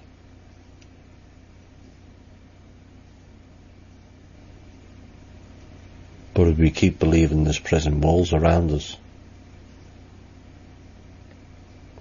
it doesn't matter whether the chain's broke or not, does it?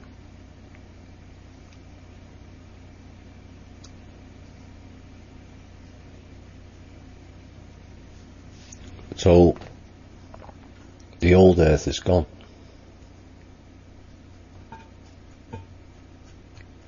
And I likened it today to people who have had very poor parents who have been violent and abusive, and then the parent dies. There's still sadness because they've gone, even though they didn't treat you too well. And the same applies with what I saw.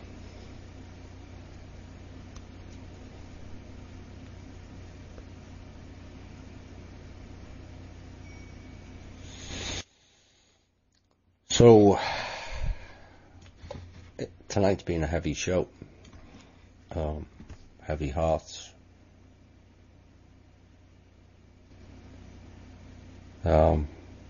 I'm going to play another song, and then we'll probably another 10-15 minutes of answering questions before we wrap up the show. Perhaps this is appropriate.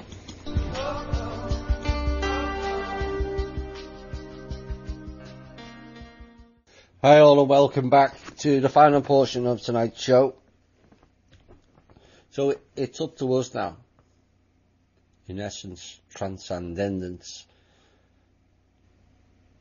is already here. New Earth is already here.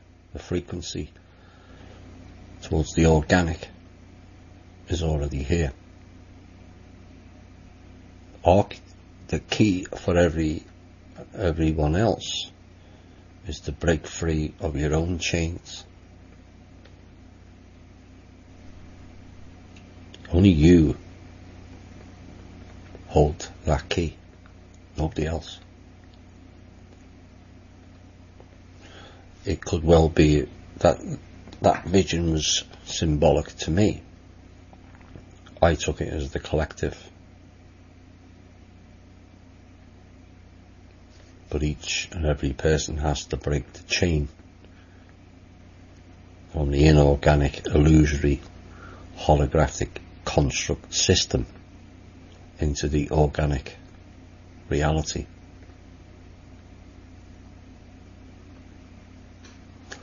So I hope you take that on board. So for those who have been heavy-hearted since that day, that's why. Out with the old and in with the new.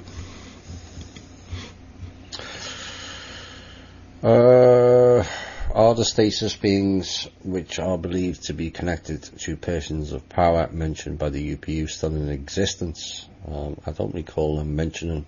I think you might be getting mixed up. It was Shane that mentioned the stasis beings. I could be wrong. Some of them are still here. Some of them have left.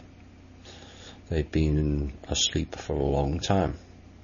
Some of them are beneficial and some of them are not. The ones that woke up couldn't handle the new frequency. It has changed drastically since their time. This is why some of the parents are struggling again with the new frequencies coming in. The wave that's been coming in since 2002 in varying degrees. They can't handle the frequency. And this is, I kind of went off track on the last piece when I was talking about the space and time with the Levashov stuff. You can't have two things operating in the same space. So you can't have two planets in the same space. Both would implode on each other. So the vision showed the changes of the old Earth leaving and the new one arriving. It will sit in the same space that the old one left.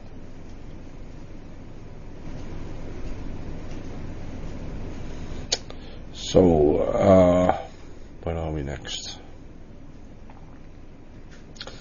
You gave a definition of what sovereignty entails, and that sovereignty is lost if one sovereign attacks another.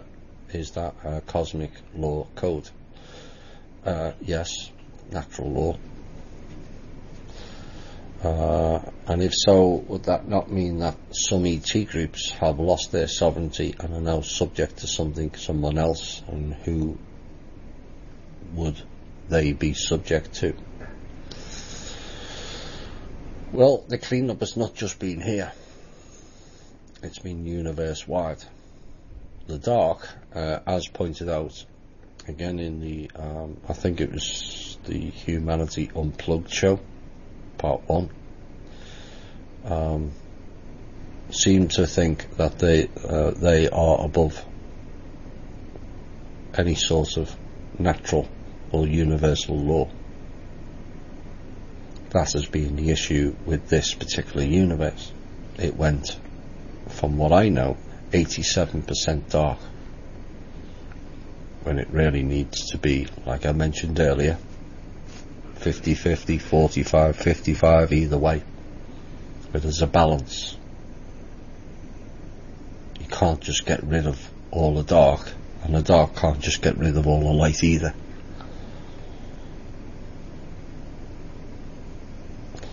So there's been a lot of beings throughout this galaxy and beyond who've all been lied to, right down the line. And many of them are striving to correct some of that. Some of them, like some of the psychopathic humans here, will continue. But eventually the rest will rise up against them and crush them. Micro to macro. So sovereignty, as I explained earlier in the last hour, has a lot of implications for America itself. More funds can be released for the people, regardless of our trust accounts. That we're not spending all our tax dollars on death and destruction, or surveillance, or foreign bases. I would love to know what we spend per year, this country, on things that are covered to do with the sovereignty. It must be a ridiculous amount. Trillions per year to feed foreign entities.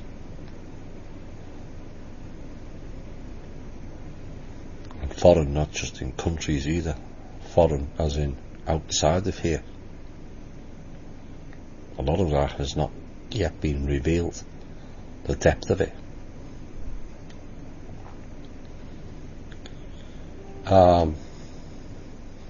So yes, I hope the council will address some of their issues. I believe they are.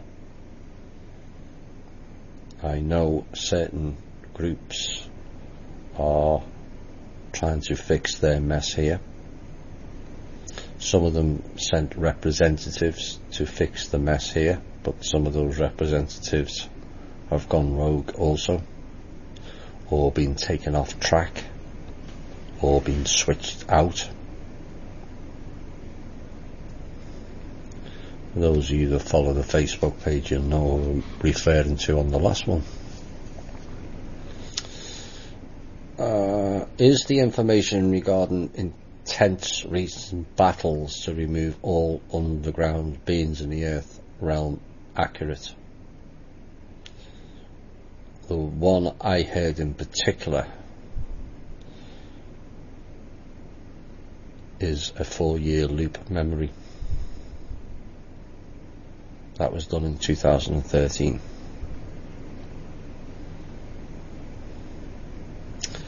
So you know what I'm referring to. This didn't say it didn't exist, it didn't happen. But it's a 4-year loop memory, because that particular underground was attacked in 2013 and emptied, like Area 51 was also attacked in 2013 and emptied. Some of them fled to join others under Mount Shyster, and others fled to Dugway. Now what I can say about Dugway is the resonance from there is a lot better than it was previously. I don't have full facts whether that has been emptied also. That remains to be seen. What I do know is the people humanoid type beings on Vancouver Island that were messing with the Hollywood of Canada with their mind control and ritual sacrifice and all kinds of other skullduggery have also recently been dealt with. So there's an ongoing thing, but that one took place in 2013. The question you're asking: is there any association between this new 5G network and the Saturn Matrix? No. Saturn Matrix was dealt with in 2005, September of 2015.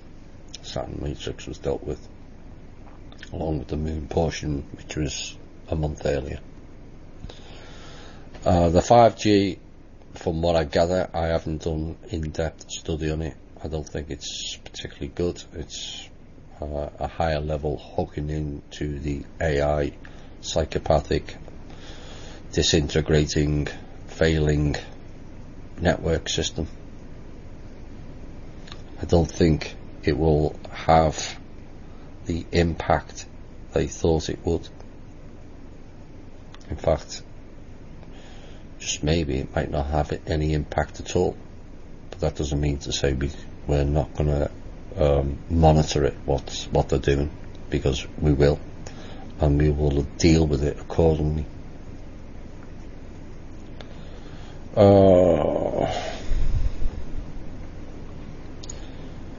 How big and how many are the underground communities? I don't know the answer to either of those questions. It's fairly extensive right across this planet, or certainly was. How many are left, I don't know. But there was a number of regions.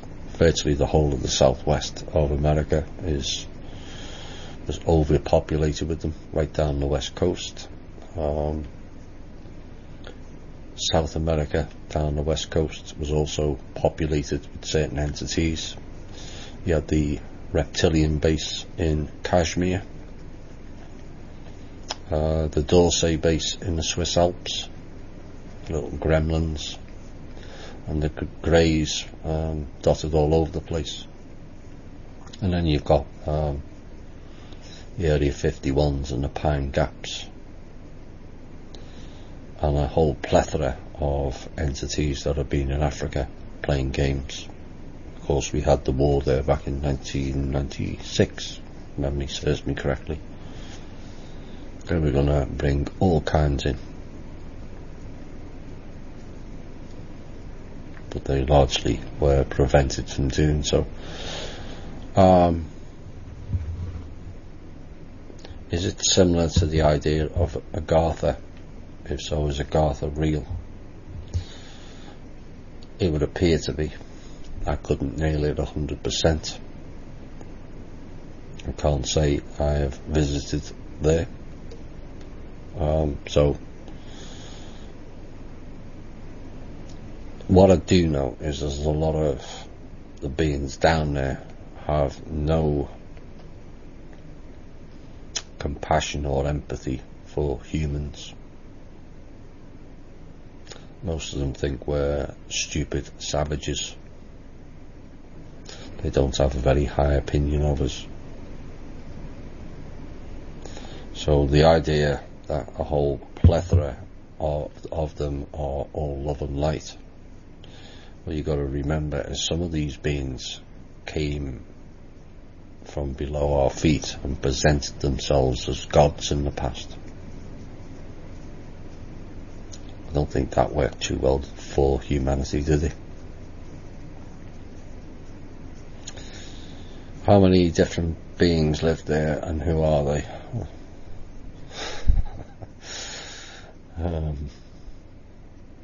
No idea. What is exactly going on underneath Mount Shasta? A lot of what you really wouldn't like to know, to put it bluntly. That's why I am not fond of people celebrating that region. If you knew go anywhere near it.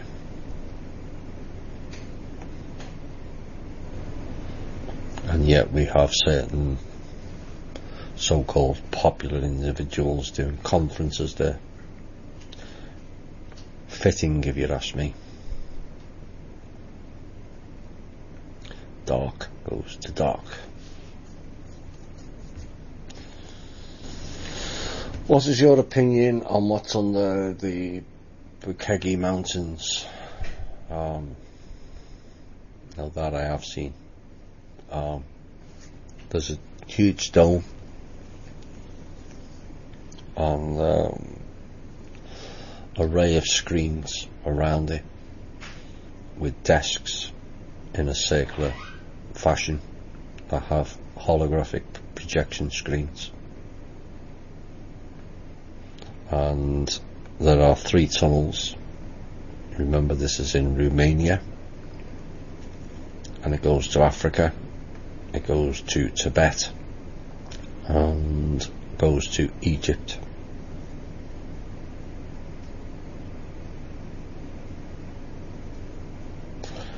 We didn't build it, so who did? And this is something in the future we'll find out, that there's more miles of tunnels below our feet than there is roads on the surface. Remember the 100 series where they went underground into the bunker to, was it the acid rain and the nuclear fallout? Some of them have been here a long time.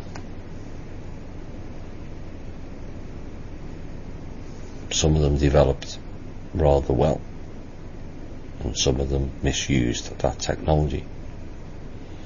And this is where we have to be careful going forward, that we don't fall into the same trap. At the moment, we're too reliant on technology. Way too reliant. Yes, it may be convenience, but that convenience is going to cost us unless we address it. Oh, we need this, we need that. We have to get that stupid Alexa machine to tell you what the weather's like outside. Go and stand outside.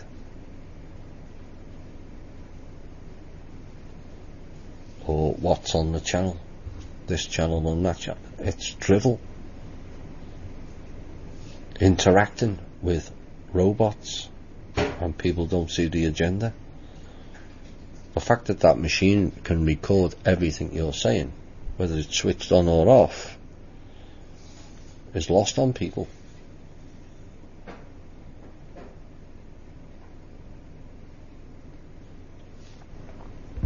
We have to use technology in a better way, and I would like to see a full-on assessment team, multi-disciplined assessment team of all technology that we've got, both our own and those we've received. Yes, you, military.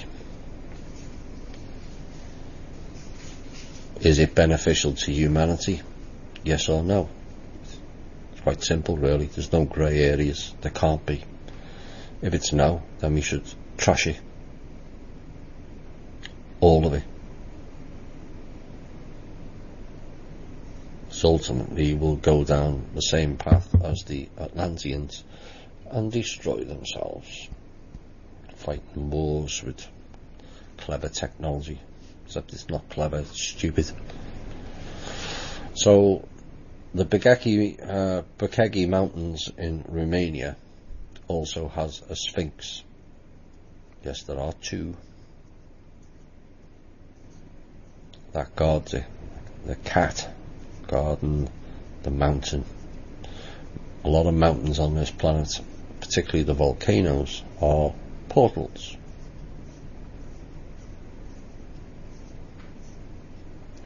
So that's the portion I'm aware of in Pekegi. There's certain technology in there that's way beyond our understanding, and if you mess with it, people die, as certain American soldiers found out.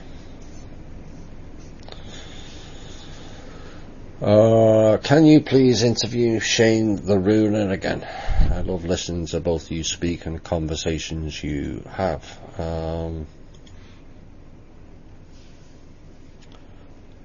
Shane 13 minutes ago sent me a message on Skype saying apparently we need to do a recorded chat soon again. People keep asking me, and I'm sure they've asked you as well. Let's try to plan something. So there you have it. I have 1 1/4 pages ready for a Shane show, so I have prepared in advance. Well, he's rather busy, even though he's not on the internet that much. He's busy with a lot of things, and of course I'm not exactly idle myself at this time, so we'll see how it goes. But maybe we'll have one before the end of this month, and we'll see how that goes. Where are we for time? Maybe 1 or 2 more questions.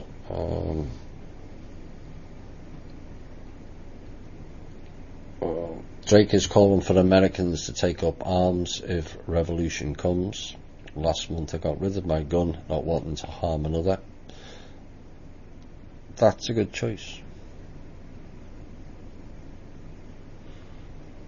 There isn't certain people on this planet who are not here to kill others. There are certain ones that are.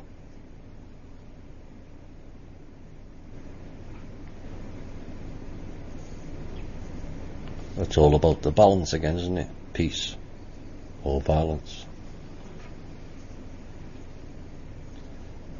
But Drake's been told we've largely brought down the control system without using violence. You just have to be clever.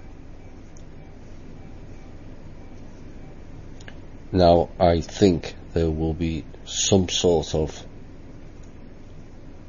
and again it's just my opinion, there'll be some sort of mini coup, if you like, because eventually all the clowns in the military will start to see through the illusion that they've all been fed, and at the final hour will do the right thing.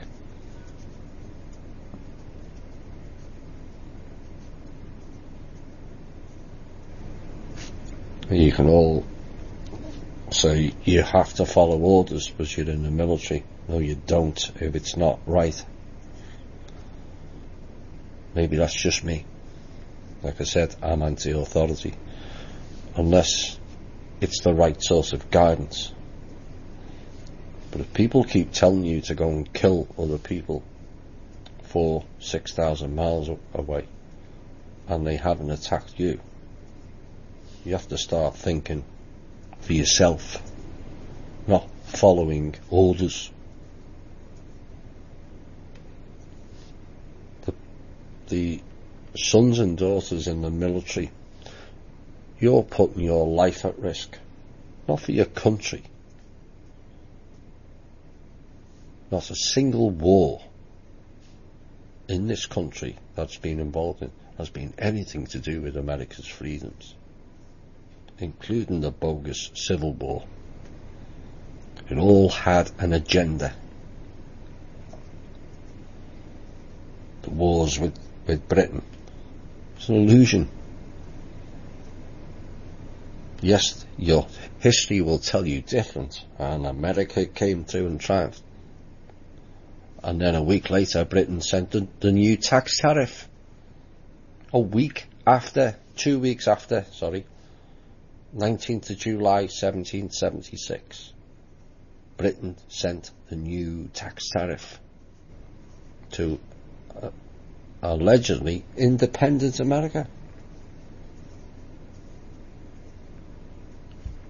So nothing changed, did they? If America had really pushed the Brits out, why would we still be paying taxes to them as a tribute to the bloody crown?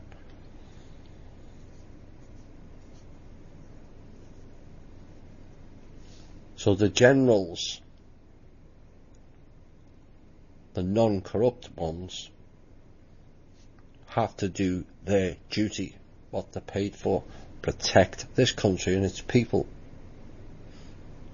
There should be no reason for we the people to take up arms. It just needs them to do their job. That's what they're paid to do, and it's about time they started doing it for the people. So I don't agree with Drake on that. It's not our role to take up arms. They're paid to protect this country and its people.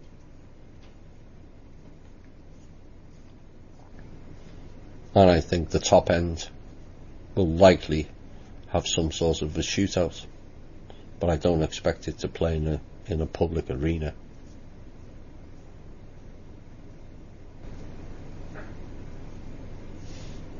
But like Gandhi said, the Indian people didn't take up arms against the British and the Dutch. They just didn't comply. We're not doing your jobs. And they all walked out en masse. That's all it takes. You can end whole empires by the people just going, we're not playing your game anymore. We're not giving US Inc. military $600 billion to fight wars and collect resources for other people that have nothing to do with the people. I would cut the budget. If it was up to me, I would cut the American military budget to zero overnight. Then let's see how they negotiate.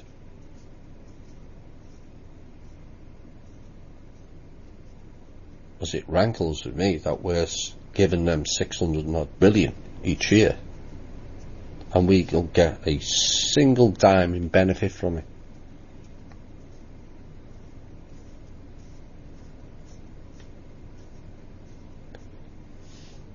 But if you don't feel, to the person who asked the question, that you want to shoot somebody else dead, then you have that right to do so. Not everyone is here to kill people. Thankfully, the vast majority are not here to kill people.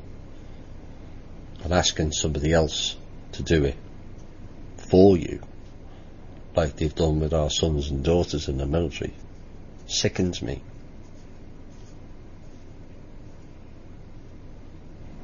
Because war would end overnight if each government and the top brass generals were sent into war and we the people sat back and watched it. War would end overnight, wouldn't it? Because these people are cowards.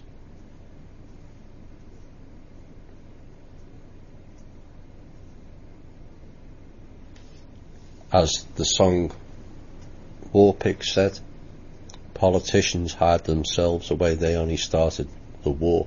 Why should they go out to fight? They leave that all for the poor. No, if you want to go and fight with people in Syria, send all the politicians, send all the generals on their own. Let's see how far they get. And we the people just let them go. we'll replace them with people of peace, real teachers of how we go forward, not in violence. Violence has not achieved anything. They've been fighting wars out in the stars for millions and billions of years. It didn't achieve anything. It never did.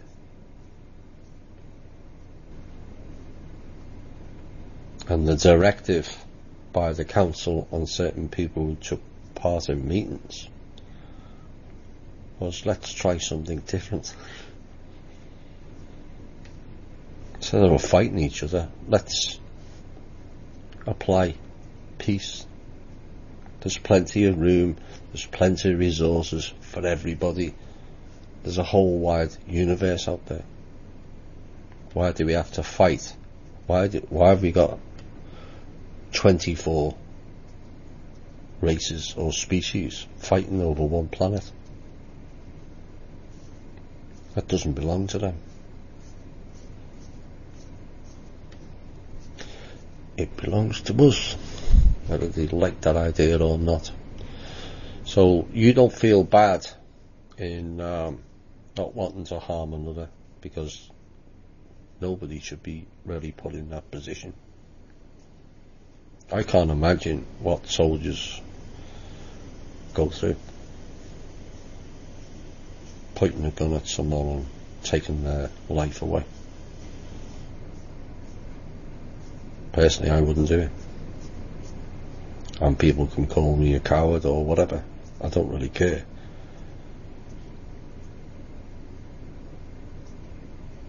Unless it was a self-defense, last resort. But the idea of just blowing somebody away for their wallet or to steal their car,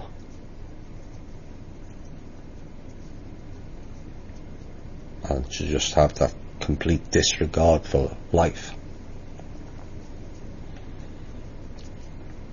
I don't comprehend. Never have done.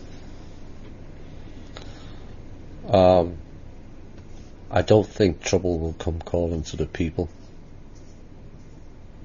I don't think we will need to protect ourselves.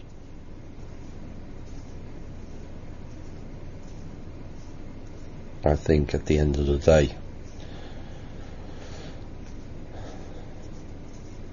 some sanity may be restored. How close are we to the event? Which event? Maybe they've already happened. Are there any plans for another UPU show? Not currently, but you never know. If suddenly they feel they need to step forward again, I don't know. The last show was organised within 48 hours, so come next Tuesday you might tell me you want to come on next Thursday, so I don't know. We'll see. Of course, time's different up there, as you know. Right, that's the end of another show. There was a lot more than that than I thought there would be. It's strange times. Times of heavy-heartedness. Times of releasing and letting go. Time to be the change. Time to think within, not outside of yourself.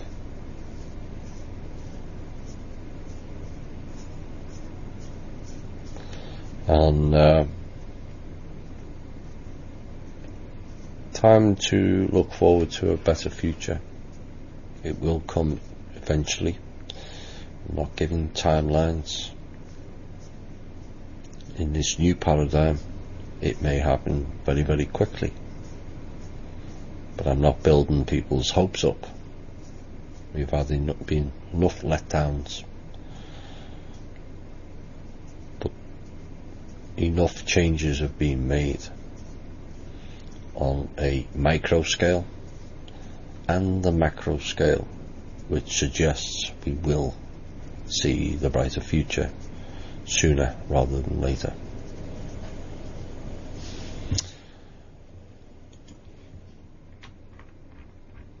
I'm going to say something now I've said before.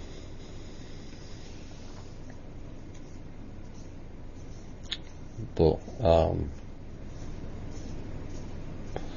it was something that the ETs that crashed said, and some of you liked it last time. I think it kind of plays into the now, and their ideal is they just try to accept we are in paradise when we are seeing and understanding something new, i.e. no fear. Our God, G-O-D, should be change. Our religion should be understanding. And searching for truth is our greatest social challenge and purpose. That's the ideals that particular race live by. That's what we need to all seek and work hard and diligently towards.